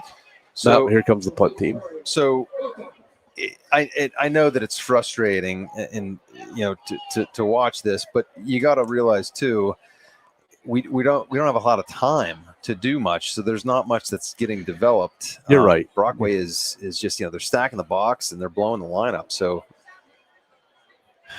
options are at a minimum. Oh, this time they are gonna punt. Oh, geez, good punt there. Yes, he should. Yeah, Kellgren was right in his face there, and he kind of hesitated. Now Doherty's trying to get to an edge, and he's being chased, and Phillips just buries him out of bounds. That is terrible. That is terrible. That is not a good flag. Not good at all. He was initiated that contact inbounds. Yeah, I don't like that call at all. That is absolutely terrible. You can't throw that flag. Now here's something that can happen. If they discuss this, you got enough eyes over there. You could. Oh no, they're gonna enforce it. They ain't discussing nothing. That ball carrier. I know. Again, we're on the far side of the field, but he was no means out of bounds when Phillips initiated that contact. The hit took him out of bounds. Yeah, I don't like that call at all. Now that's going to set up. That's going to set Brockway up in Brookville territory at the 46, 1st and 10 with 5:15 left to go in the third quarter, and now they're going to get a free 5 yards on the encroachment call.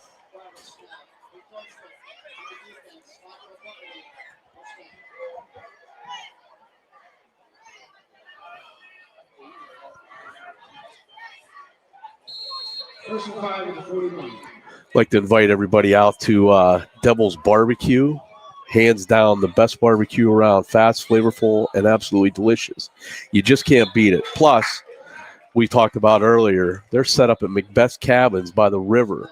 So if you're out for a ride, it's the perfect stop for some amazing food. Robin MB and Caleb and Cody, those guys, they do a phenomenal job there. Some of the best food you're ever going to have. Don't be afraid to stop in. Tell them Rob and Chad and the coach, Scott Parks, sent you. There's the pitch out to Weir. Weir trying to get he runs through it, dude. And carries a couple tacklers down inside the 40 to about the 38-yard line. Nice hard run there by Weir. He bodied Calgren at about the 42, rode him down to the 38. So that brings up a 2nd down and 2.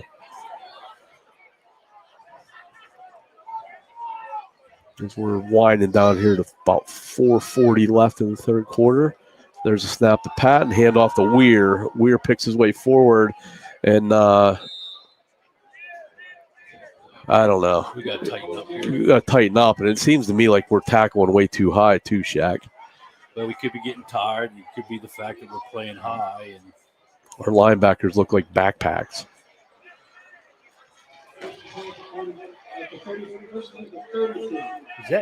Is Chase in the middle? Oh, no, he's on the edge. Okay. But he's in there, right? That's him over there. First down, Rovers. There's the snap to Pat, and he's going to keep up the middle, breaks one tackle, and he's going to be brought down there by the Hazen assassin, Dante Mori. Little help there by number 76, Connor Anzinger. Gain of about 2. That's going to bring up 2nd down and 8. Ball spotted at the Raider 31-yard line.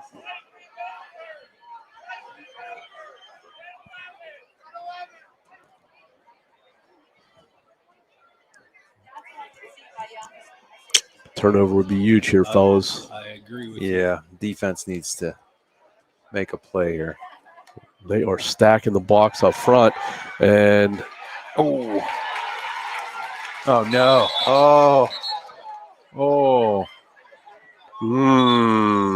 I'd like to see that on replay, but they're going to call this an incomplete pass.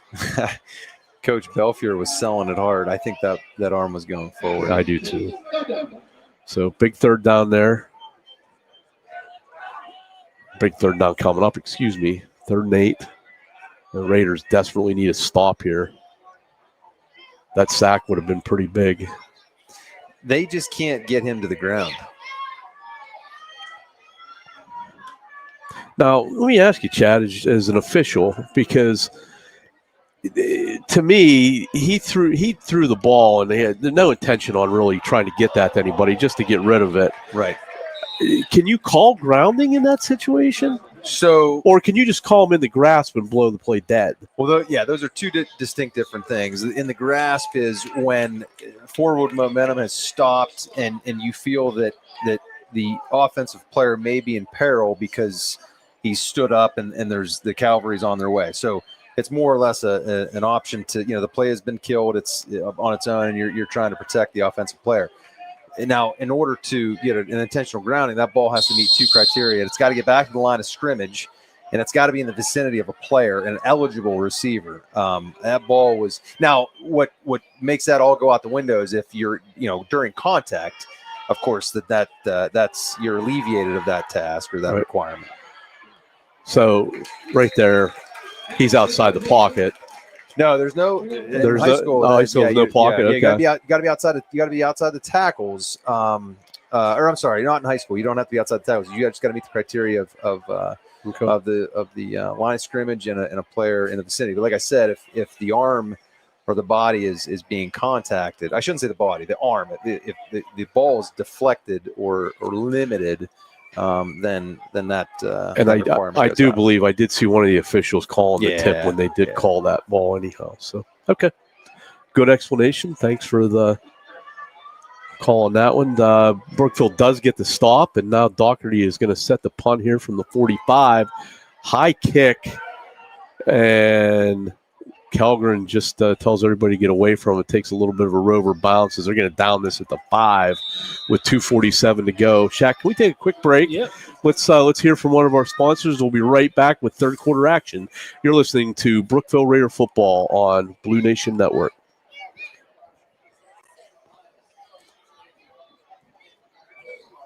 Hey y'all, this is Mark Bowe. I'm at Devil's Barbecue, and this place is awesome. These folks are nice. We came up here the last time, and we couldn't get enough of it. I saw a sign. I came 10 miles out of the way because we had to have it again. And all I know is we might not show up to work tomorrow because it's that good. See y'all. Devil's Barbecue, where it's all about the smoke. Brookville, PA.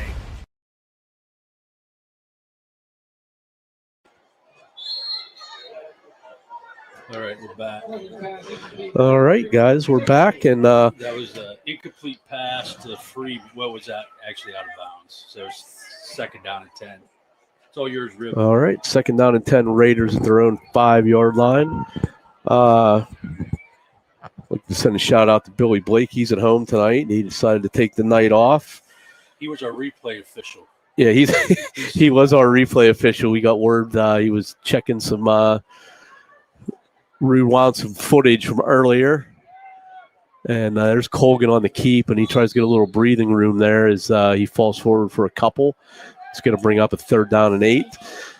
Billy, of course, works at Mac Metal Sales Incorporated. Their mission is to be the leading metal manufacturer in the steel industry by investing in those closest, employees and customers. They aim to build lifelong partnerships while impacting the community. We're thankful they're part of our community. So thanks to Billy and the employees there at Mac Metals. Glad to have you on board. And a big 3rd down coming up here for the Raiders is they really need to get something going here on offense, maybe put a drive together. Colgan's going to roll out. He's in the end zone. He heaves this downfield. He's got Morey wide open, but it's just a little bit underthrown there, broken up by number 9, Colin Weir.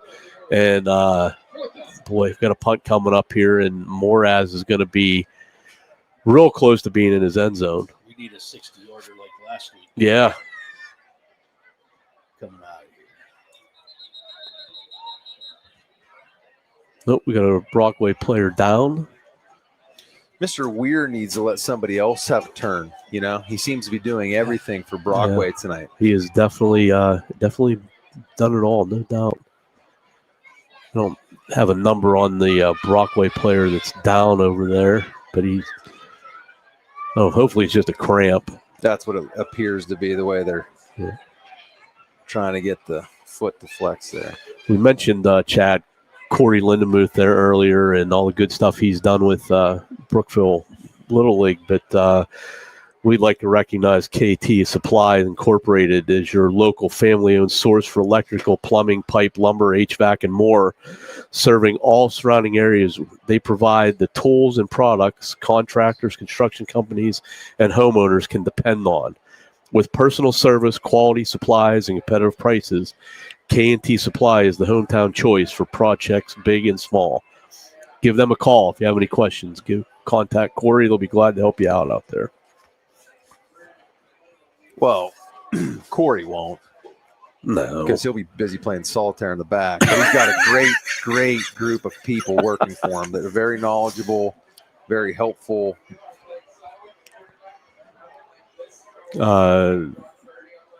We mentioned this last week, and we'll keep mentioning if any school programs have any fundraisers, be sure to let us know. We'll be glad to get the word out. Paths, Parents and Teachers Helping Students, is having their Bingo for Books event under the lights here at the stadium on September 24th. a BHS alumni and author, Darylyn Freeman, will be reading her book. Each family that registers will get her book autographed and a book from Bingo for Books. So everyone will go home with 2 free books. This event is free to all students' families in our district. And there's a good punt by Moraz. He's going to drive this ball back into it's a job well done. Yeah, Brockway territory down to the 42. So good punt there by Moraz. Certainly helps change field position there a little bit.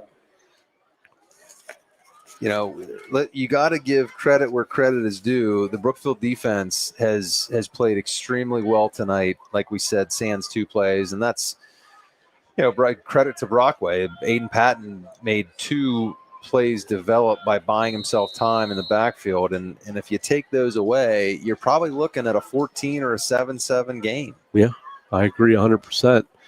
They're going to hand this off to number 7. That's Landon Thompson. He's going to be brought down for a loss of about 2. So that'll bring up 2nd down and 12. We got a minute and a half left to go in the 3rd quarter. Brockway leads 21-7.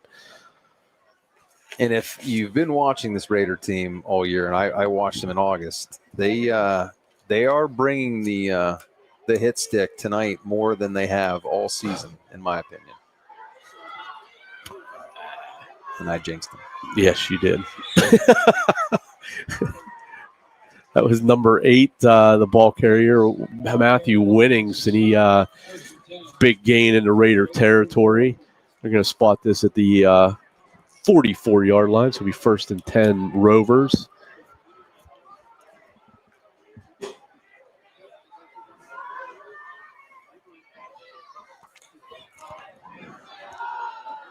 This time Patton's going to be stopped in the backfield. Looks like they're going to, they're going to spot this about with a 1-yard loss. So 2nd down and 11 as time's winding down under a minute to go here in the 3rd quarter. While we're waiting for that, I'd like to thank Molly Haney of Premier Accounting and Payroll Services, LLC, for being a sponsor and managing accounting for Blue Nation Network. Also like to thank Elite Heating and AC, Fox's Pizza in Brookville. Thank Jeannie and Jason. They always do a great job. The Brookville Aerie, number 983 FOE Lodge. And Restorative, I struggle with this word. And good play there by the Raiders defense as they put some pressure there on Patton as he dumps that off to number 0, Colton Kale. But he's met right at the line of scrimmage. And time's going to run out here on the 3rd quarter as the Rovers are going to take a 21-7 lead into the 4th, and they're going to be facing a 3rd and 12 when we come back. So let's take a quick break. We'll be right back with 4th quarter action. You're watching Brookville Raider football on Blue Nation Network. Bigger house. I know someone. Or if you need to downsize, I know someone. Maybe you want to move to the country. I know someone. Or maybe you want to move in town. I know someone. I'm Heather Castellan, now with eXp Realty. Whatever your real estate needs are, I have you covered. You can check out all of the area's listings at exprealty.com or call me at 715-4103. I know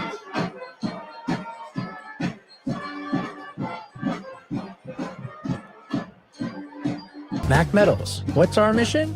We strive to be a leader in the metal manufacture and steel industry. By investing in those closest to us, our employees and our customers, we aim to build lifelong partnerships while impacting the community around us. Family owned and operated since 1989. That's Mac Metals. Located by BWP Bat Factory, exit 86, I-80. All right, we're back. All right, guys, here, 4th quarter action. 3rd and 12 Rovers. Raiders trying to get the ball back here as they need a big 4th quarter to get back in this. They're down 21-7. And there's a fumble. And the Raiders say they got it. And they do. So big play there by the Raiders. There's a turnover everybody was looking for. And the Raiders are going to take over right around midfield here, down 2 scores with 11:53. We're just at the start of the 4th quarter. Hall came out with the ball on that. So big recover there for Mr. All right, let's see what he can do. Rahala, yep. Let's see if J.R. Rahala with the fumble recovery and big change play. Go up top right now. Yeah, that's what we did tried last week. Let's do it. We threw that interception. Who cares? Put know, it up. I'm just saying. That's what you usually do. Absolutely. Got an update on that Punxsutawney Central Clarion game. Punxsutawney leads Central Clarion 14-6. That's in the third quarter. And they're going to screen this out to Kelgren. Kelgren sidesteps a guy. Oh, they had one man to beat there to get to the sideline. But good gain there on first down as they get into Rover territory to the 45-yard line. He's just shifty enough, isn't he? Corn City continues to handle Montauk 42-0. We got an update on that St. Mary's Ridgeway game. St. Mary's leads Ridgeway 19-14. That's in the third quarter. Bradford down to 49-14 to DuBois. That's at the half. Port Allegheny 48-0 over Smethport. That's at the half. Bucktail circle the wagon jet. There's the run by Krug. Krug's going to have the first down. He's going to cross the 40 down to the 39. Red Bank Valley doubled up on Red Bank 28-14. That's at the half. Keystone 35-13. That's in the second quarter. Falcon Knights all over Cameron County 22-0. And Bucktail continues to struggle on offenses. They're down 39-0 to Coudersport. So Coudersport's legit, though. They are. Bucktail's up against a juggernaut. Clearfield 15-0 over Belfont. And Sam Krug. Now he's starting to come alive here, Chad, as he a couple good runs there back-to-back and great gain on first down as he picks up about 7. So that's going to bring up second down and 3 here as we wind down to about 10 minutes left in the football game. Score here would, needless to say, make this interesting. Kerwinsville 21-12 over Southern Huntington. And that gets us up to date around District 9.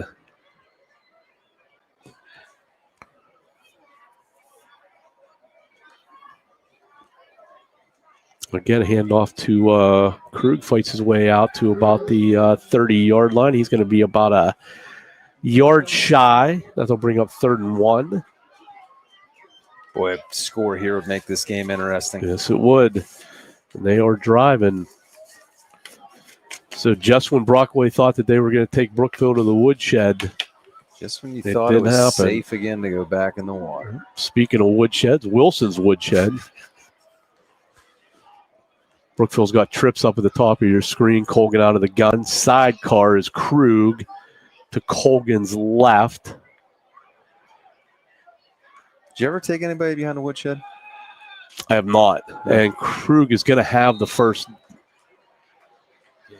Did he have it? Boy, I thought he had way more than what that guy was spotting that at. But anyhow, first down regardless. Wilson's Woodsheds. They have so many unique items such as flags, switch mats, signs, one-of-a-kind locally made polywood furniture, and all kinds of holiday goodies. We should get a woodshed. We should. And then we could meet behind it. We could put it in the side yard between our houses. Yeah. Yes. And settle our differences. Anytime something arises, we'll just meet behind the woodshed. I'll send up a smoke signal. You know it's on. Rob, where are you going? I gotta go. There's a fire behind the woodshed. Trouble's a brewing. Stop by and check out Wilson's Woodsheds for all your holiday goodies and polywood furniture. Glad to have them on board. Colgan rolls out. Had a guy along the sideline, kind of a little bit low there. Wouldn't mind seeing a little swing. Was that intended for Dante? No, it was. Was it Calgren? All right, pass intended for number 2, Parker Calgren. I wouldn't mind seeing running the DBs down the field and throwing a swing out to Krug. Run off the corners and safeties and try to get him one-on-one with the linebacker. A couple times tonight, those little short passes have worked. Let's see if they can draw something up here. And they There's a nice little keep by Colgan on the veer, and he takes this out close to a Raider first down. It's going to be about a 4th and 1. Play of the game here. Yeah, this is a big one. Krug in the backfield with Colgan, twins to each side. Here's the snap by Anzinger. Up, they're going to check the play. Krug swaps sides. He's going to move over to the right of Colgan. Here's the snap. They go to Krug, and he's got a big hole up the middle. Oh! And he's going to score regardless of running over the ref. And that's going to make it 21-13 on the big run by Krug right up the gut. I'll tell you what.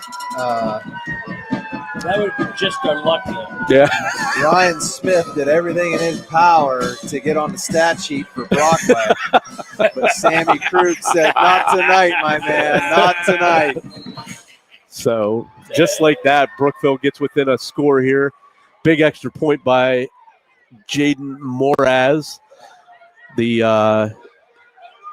Abraxas student down here on the co-op with them, and he's done a phenomenal job kicking, and this is up and good. All right, boys, come on. That's going to make it a one-score game as we are 21-14 with 7.5 minutes to go here in the fourth quarter. So don't go away, guys.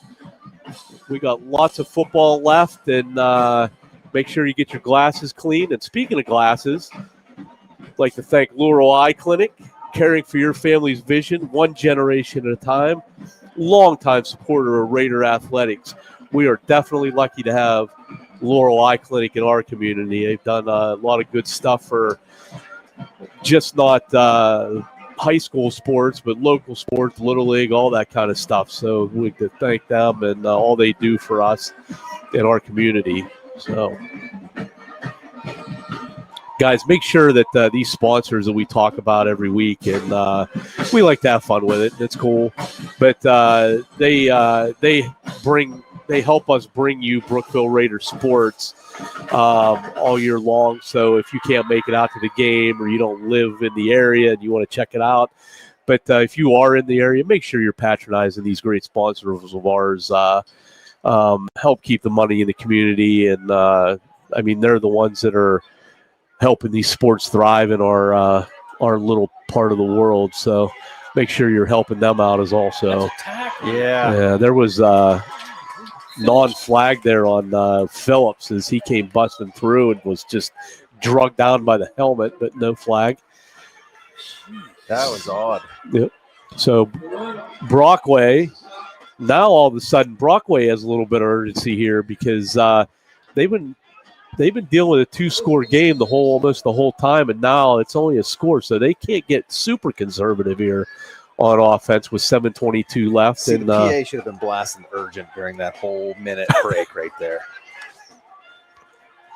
String it out. Pitch out, and he cuts it back in, and there's going to be a tackle, but not before he picks up about 11 to get the first down out close to midfield. And we're a little bit slow to get up. That's the second time. Hopefully that's a cramp. Yeah, they're holding his leg like maybe it is. But he is trainer for Brookville out there giving him a hand. And kudos to the Brookville coaching staff here. You got a group of guys, obviously, depth is a question, numbers are a question. Not a lot of JV time under their belts. 0-3 record. Obviously, we know what the track record and resume was a year ago. And you wouldn't know whether they were 5th in the state or 0-3 right now. The way these coaches are talking to kids, they're staying energetic. They're planning. They're scheming. I mean, they want this one. Yep, and Weir's going to kind of jog off the field a little bit gingerly, but not really an injury, as we mentioned. Just a little bit of a cramp, so I'm sure he'll go get some water in him and try to get that stretched out and be back here shortly. Speaking of JV, the JV's won at Monitor on Monday. I heard it was nice. 34-0 or something. So let's reset here. Brockway has a 1st and 10 at their own 49-yard line. 7:15 left in the ball game. They lead 21-14. RB1 for Brockway just went off with a cramp. Patton out of the gun. Let's Landon Thompson in motion there. And Patton's going to try to go up the middle, but they're not letting him go anywhere. And he is buried back behind the line of scrimmage. Oh, that's Nimmo and Hazen Sass. Yeah, there's a buzzsaw you don't want to run into. Maury and Nimmo, 2/3 of our outfield, drilling their quarterback. I don't think Mr. Patton was very happy with the way that sequence ended. No, I don't think he was either. But, well, the perils of tackle football. What are you going to do? Nobody gets behind you. DBs. Nobody gets behind you. Nimmo coming on a blitz, and he's picked up.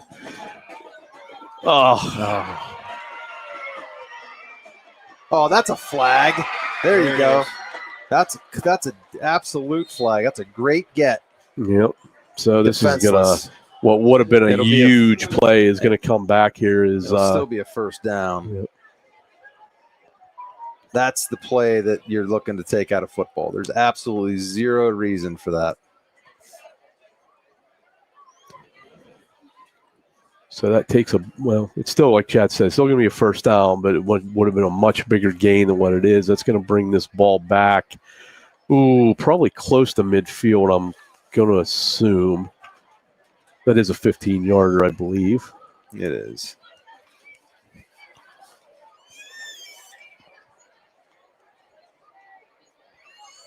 Kyle Kennedy with the... And like Chad mentioned earlier, he's going to be handing out a little hardware tonight after this game. And speaking of hardware, Ace Hardware. Personal foul, offense. Illegal onside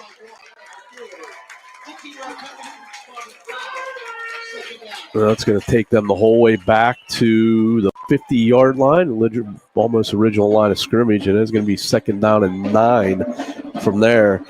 At Ace Hardware, their friendly and knowledgeable staff are always ready to help you find exactly what you need, from paint and tools to automotive supplies and more. They carry a wide range of trusted home and hardware products. No matter the project, Ace is the place with the helpful hardware folks.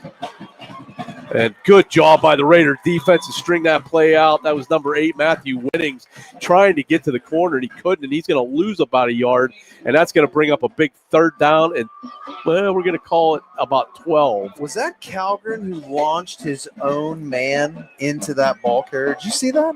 No. One of the Raider defenders was trailing and had a teammate in front of him and just absolutely gave him a two-hand like a red turtle shell boost. Phenomenal. 3rd down and 12 coming up. Big play for both teams here. Brockway kind of shot themselves in the foot with a little bit of a penalty here a couple seconds ago on a big gainer. And now Brookville trying to take advantage, and Nimmo is going to jump off sides, and that's going to give them 5 yards. And that's going to make this a 3rd down and 7.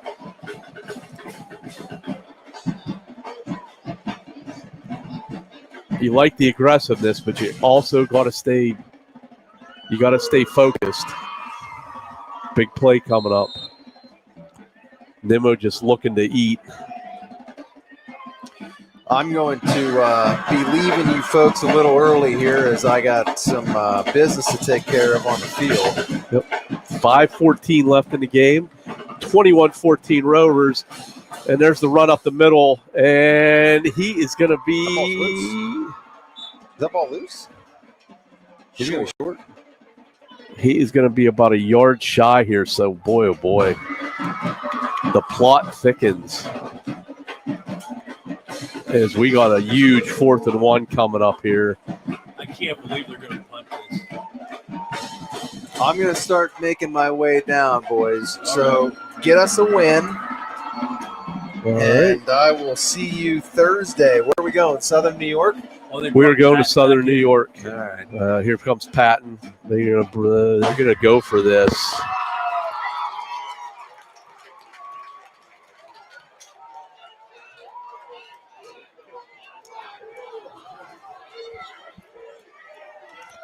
Big 4th down here, Shaq. Big 4th down. And they're going to go under center here with Patton. as Brookville stacks the line, trying to stop this 4th and 1. Come on, Big Angsinger. Let's go. Stay low. Get some penetration here. Everybody stay low.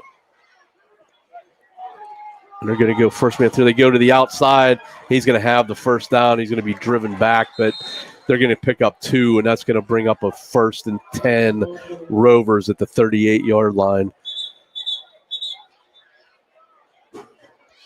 Couple other there's a flag. Couple other sponsors. Flag, oh yeah, there's a flag. Here we go. This is this could be huge here.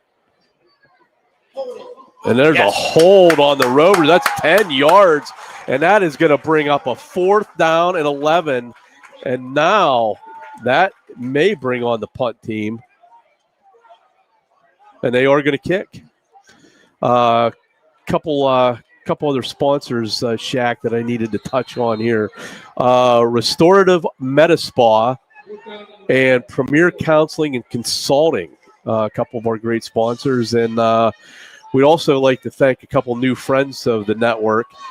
A couple people we're familiar with there, Shaq, Lanny and Connie Fiskus. Oh, wow. Of course, parents of Ben and Tricia, who helped bring us football here. Here's the kick by Doherty. It's a good end-over-end kick, and it's going to be caught by Kellgren, and Kellgren's going to try to get to the edge here, and he's got a little bit of room as he steps through one tackle, and he's going to get to the sideline out about the 40, so good field position with 3:25 left as the Raiders are going to give themselves a shot here with just over 3 minutes left in the football game. And also we'd like to thank Linda Barnes, is another friend of Blue Nation Network, so glad to have them on board. And again, I'd like to mention that if you're interested in becoming a sponsor, and it doesn't just have to be for football, Shaq. We got wrestling coming up. We got basketball, lots of different things. If football's not your bag and maybe you want to sponsor something else, just contact Ben and Tricia. I'm sure there's something that they can work out with you, but we're glad to have you on board and help out and help us bring this great stuff. He's going to the sideline. He's got one guy to beat. He's going to be pushed out of bounds there. Flag on that. What's the difference in that? Yep. Ben Bash drives Krug out of bounds. As we got 3:15 left, and it's starting to get a little bit interesting. So Raiders are going to be set up here, 1st and 10 at the Brockway 30-yard line. So they are 30 yards away from pay dirt and tying this football game up as we wind down to 3:15 left. Colgan out of the gun, trips to the top of your screen. Kellgren, the lone receiver here at the bottom. Here's a snap to Colgan, and they're going to hand off to Krug, but he is swallowed up in the backfield there. That's I think it was number 52, Chase Wolf, on the tackle. Loss of 1 on the play. That's going to bring up 2nd down and 11. But yeah, be sure if you're interested in being a sponsor, we'd be glad to have you on board. Contact Ben or Trish, and lots of different plans that you can take advantage of and help us bring you Brookville Raiders sports all year long. Again, Colgan out of the gun here. Krug in the backfield with him to his left, and they're going to screen this out, but that's going to be incomplete. Now it's going to bring up 3rd down and 1. They need to fox that. Fake that and the guy go down. It's there. So reset here. We got 2:34 left in the football game. Brockway leads 21-14. Brookville facing a 3rd down and 11, but I'd be willing to bet the farm that we're in 4-down territory, Shaq. I don't really have a farm. No. If I had to make a living as a farmer, we'd all be in trouble. There's a handoff to Krug up the middle, and he's going to get a few as he takes out over the 30, back down to the 29. And that's going to bring up a huge 4th down and 8 as Brookville's going to take a timeout here with 2:22 left on the clock. You want to hear from one more sponsor before we head out? We'll be right back here with the conclusion of tonight's football game. Let's hear from one of our great sponsors.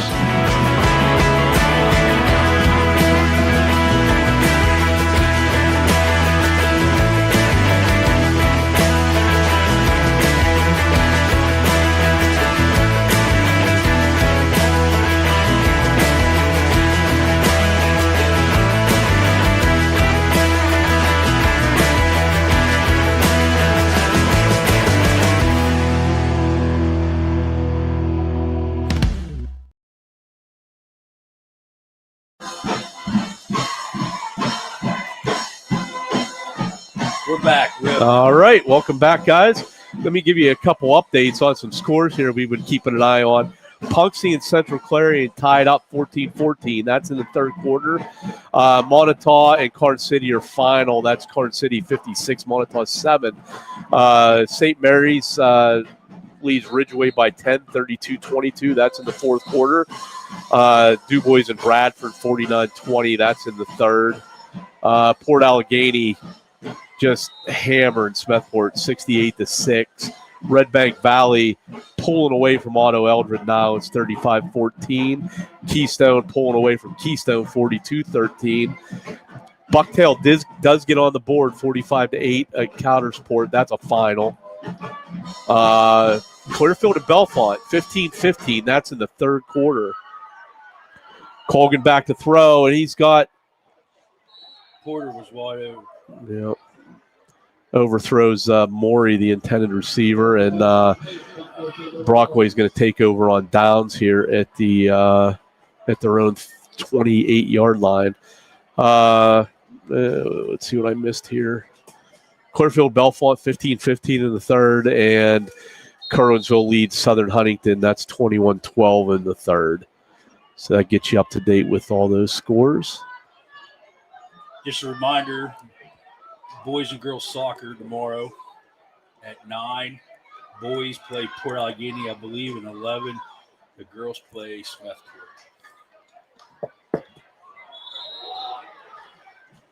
And there's going to be an encroachment call on the Raiders. There will be quick 5 yards here for Brockway. 2:17 left in the game. Raiders down a score, 21-14. Missed a golden opportunity moments ago, Shaq, when they could have tied it up, but couldn't quite. The offense kind of stalled there.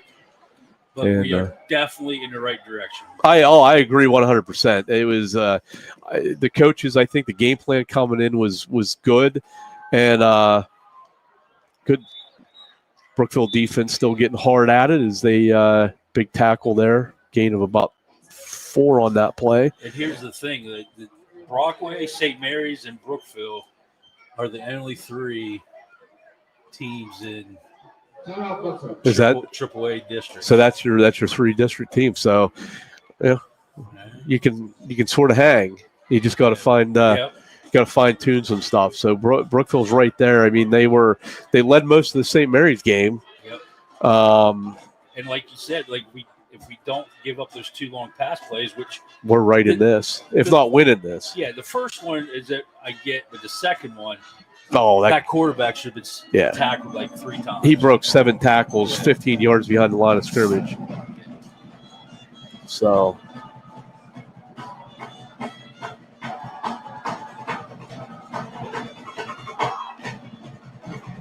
Steelers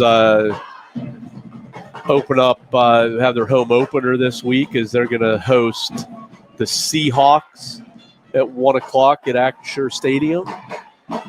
Penn State, they home against Villanova on Saturday. Yes, they are. So it's their 3rd straight home game against their run of high school teams that they've been playing here the last 3 weeks. They'll get into conference play next week, Shaq. They're off next week. Oh, so, well, after a tough schedule like that, they probably need a break. So there's a quarterback, Patton's tripped up in the backfield. Looked like Zach Phillips on the stop. Brookville's going to take another timeout, and we're going to be there. Brockway's going to be facing a 3rd down and 9 here. Still a little bit over 2 minutes to go, Shaq. Okay. Get a stop here. We can get the ball back. Okay. Of course, tomorrow at 3:30, backyard brawl. Pitt, West Virginia, a couple teams that probably not as good as they've been in the past. So who knows what's going to happen tomorrow? Pitt's a big favorite in that game. West Virginia, I think they lost to Ohio on Saturday last week. So don't they have Rich Rod back at coach down there? Yeah. Obviously, he doesn't have his personnel in yet down there in Morgantown. Hey, Ribeye, you're going to have to remember now that your new owner you have to use some Seminole stuff. Well, I'll tell you what, Seminoles have looked impressive the last couple weeks, so you got to watch out for them. They're back this year. Yeah, another one of my ACC foes. Faux show. Who do the Noles got tomorrow, Benny? They're off. Oh, they got a week off too. Yeah.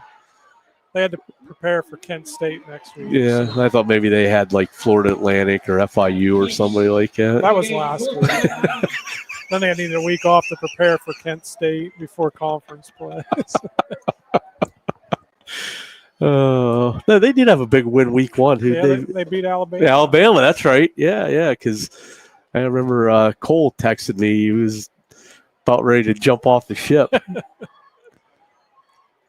But then Alabama bounced back with a big win the next week against Alabama South High School in Birmingham. Put up 73 or something. Yeah. So shout out to the Tide as they try to get back on track. Some good news in Raider Nation too. Alumni Nathan Taylor has got cleared to go back to wrestling after his knee injury. I just happened to notice today that he was ranked 8th in Intermat at heavyweight. So, or whatever they call it now. I guess it's not. But good year to All-American. Yeah. Where they rank, that's where they have him. It'd be great to have another All-American here at Brookville. He wouldn't be the first, would he? Well, the year, the COVID year, Zach or Brock got. They voted in that he was an All-American. Yeah, Brock's the first and only All-American. Okay. Well, good luck to Nathan, and he's got 2 years, so let's see what he can do. Boy, he wrestles any longer, he's gonna have to start paying for daycare to go to practice, isn't he? He's only. What is he? 35 now? 35. What did you graduated in 21? I'm just kidding. Oh no. It's okay. I get on it. Oof. Take it. Hey, I didn't know if you guys noticed, but we had an update from our replay official at home saying that the Lady Raiders softball team's playing up in DuBois some fall ball tomorrow, nice. I think. He said no time or anything, but I'll tell you what, I've noticed the last year or so, a lot of good things going on with Lady Raiders softball at all levels for that matter. So kudos to those guys turning that program around and even our youth programs. So Colgan with a lot of room here is he's going to try to get here to the outside. He goes down. Oh! There really should have been a flag on that play. Colgan gave himself up. It's 47 seconds left to go. Ball at midfield. Colgan looking to throw. He goes downfield. Oh, and there's going to be pass interference. Yeah, she got it. The flag's out there. Yeah. And that should have been a late hit there, too. Colt, get Hazen off the field. Come on, assassin. You know better than that.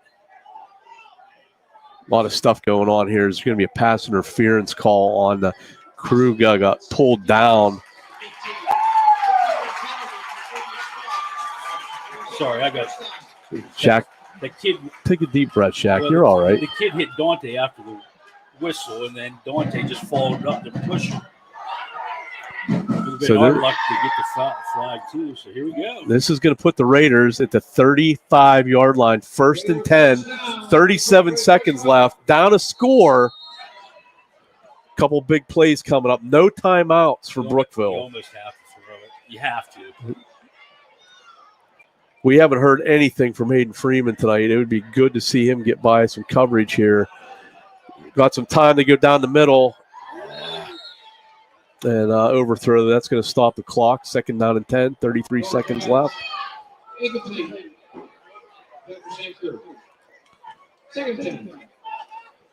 Coach Nosker came down off the roof, and he's now down on the field calling plays here as he has direct contact now with Colgan.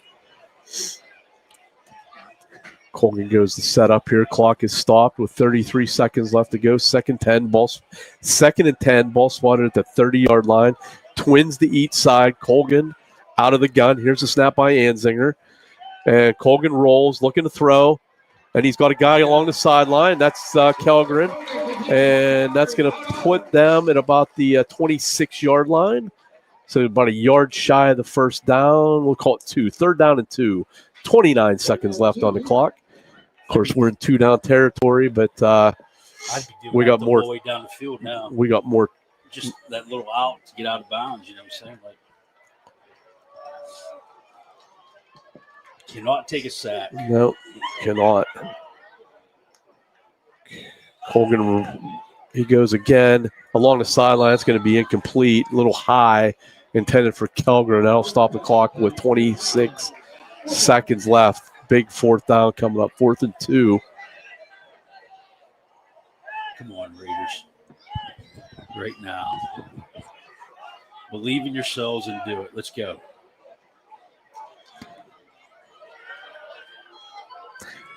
I like the rollout. I'm thrown across his body there. This is an easier throw. Oh, he's going to break a tackle. It's going to be a first down, but they got to hurry up and get to the line. They should stop. The clock should stop until they get the thing set.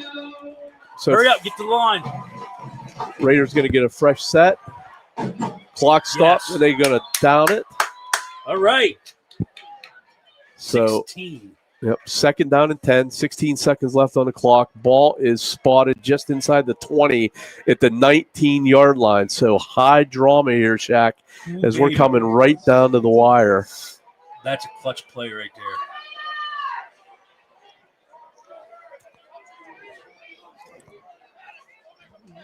Come on, Raiders, let's do this. Need Krug here to break loose, and they're going to send Krug out. Yes. Well, they have been, I guess, these last few plays. They bring Morey to the inside into the slot.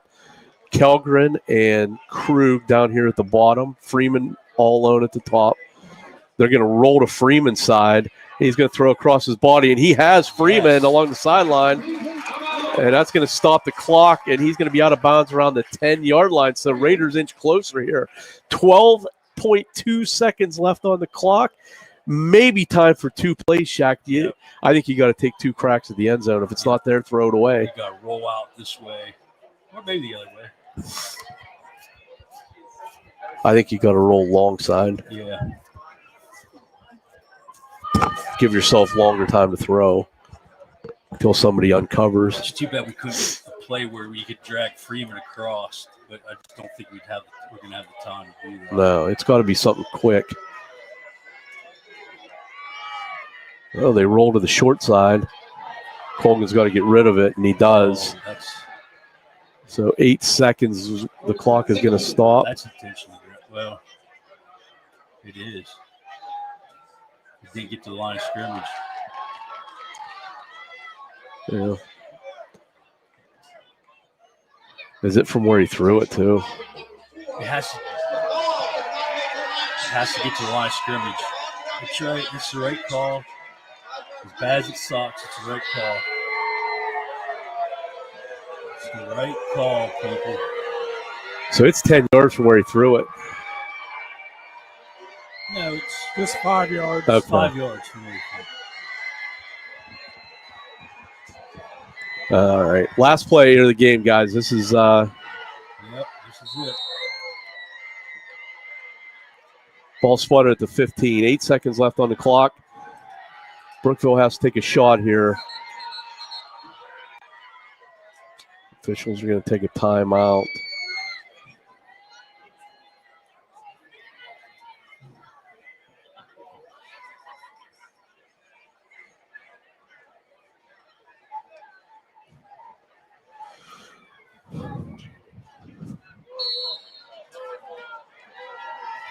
Well, here's your game. Yep. Raiders set up 3 wide receivers at the bottom of your screen. Freeman at the top. Colgan out of the gun. Here's a snap by Anzinger. This is the game, folks. Colgan drops back. He steps up in the pocket. He throws. Oh, he's out of bounds. Oh, my God. Krug made the catch at the back of the end zone, but he goes out. another acrobatic catch, kind of like the one he had last week, but this time just couldn't get a foot down, and time's going to expire, and Brockway is going to win this football game 21-14. But, Shaq, we saw a good one. Oh, we did. Yeah, and kudos to the Raiders coaching staff and the players as they came out and no give up tonight. They played tough the whole way to the whistle, and like we said, other than a couple pass plays, this could have been a different football game. So hopefully we get a chance to meet them a little bit down the road. But right now, Brockway would be in the catbird seat for the 1 seed in the district with wins over St. Mary's and Brookville. And so Brookville. Hey, we're gonna stay here and film the the award. Yep. Trophy. So while we're waiting for that, let's get at least we're seeing growth. We are seeing absolutely. We've seen tremendous growth the last 2 weeks. So go to Bradford next week, see what happens in the Countersport. I mean, they played their hearts out. You know, other than we could have just made a tackle on that one pass play. You know. So we're a couple score updates. Punksy gets the lead back on Central Clarion. They're up 24-21. Carn City, we mentioned that's a final. Carn City 56-7 over Montauk. St. Mary's is a final, 32-22 over Ridgeway. Du Bois is a final. They beat Bradford 59-20. Port Allegheny is a final, 68-6 over Smethport. Keystone and Kane in the fourth quarter. Keystone leads 42-13. Union AC Valley, winner over Cameron County, 36-12. Countersport, winner over Bucktail, 45-8. Clearfield Belfont in overtime, 15-15. And Kerwinsville leads Southern Huntington, 21-12. That's in the third quarter, but I would imagine they're probably in the fourth here, and it just hasn't updated. So right now, we're going to have the presentation of the Route 28 trophy, which is going to be taken home by the Brockway Rovers. Award presented by our own Chad Weaver here from Blue Nation Network. And that is brought to the Route 28 trophy is brought to you by Judge Ford Ora, who would normally present this award, but he is out of town this week. So Chad's stepping in for him and handing that out. And Brockway, well-deserved, the big win tonight. But Brookville hung in there tough and had a chance to win that late. And got to be proud of the way they fought, Shaq. I think Coach Morrison and the crew did a great job in getting them ready. Yep. So just keep working. They just got to keep working. They're getting better. Yep. Well, that's it from the Wigwam. We'll see you with a short week coming up here. So we'll be on Thursday night up in Bradford. Join us at 6:40 for pregame, and then we'll kick off at 7. But for the coach, Scott Park, and Chad Weaver, and Ben Fiskus on the camera, and Billy Blake, who is at home relaxing tonight, this is Rob LeBenny. Thank you for watching Brookville Raider football on Blue Nation Network. See ya.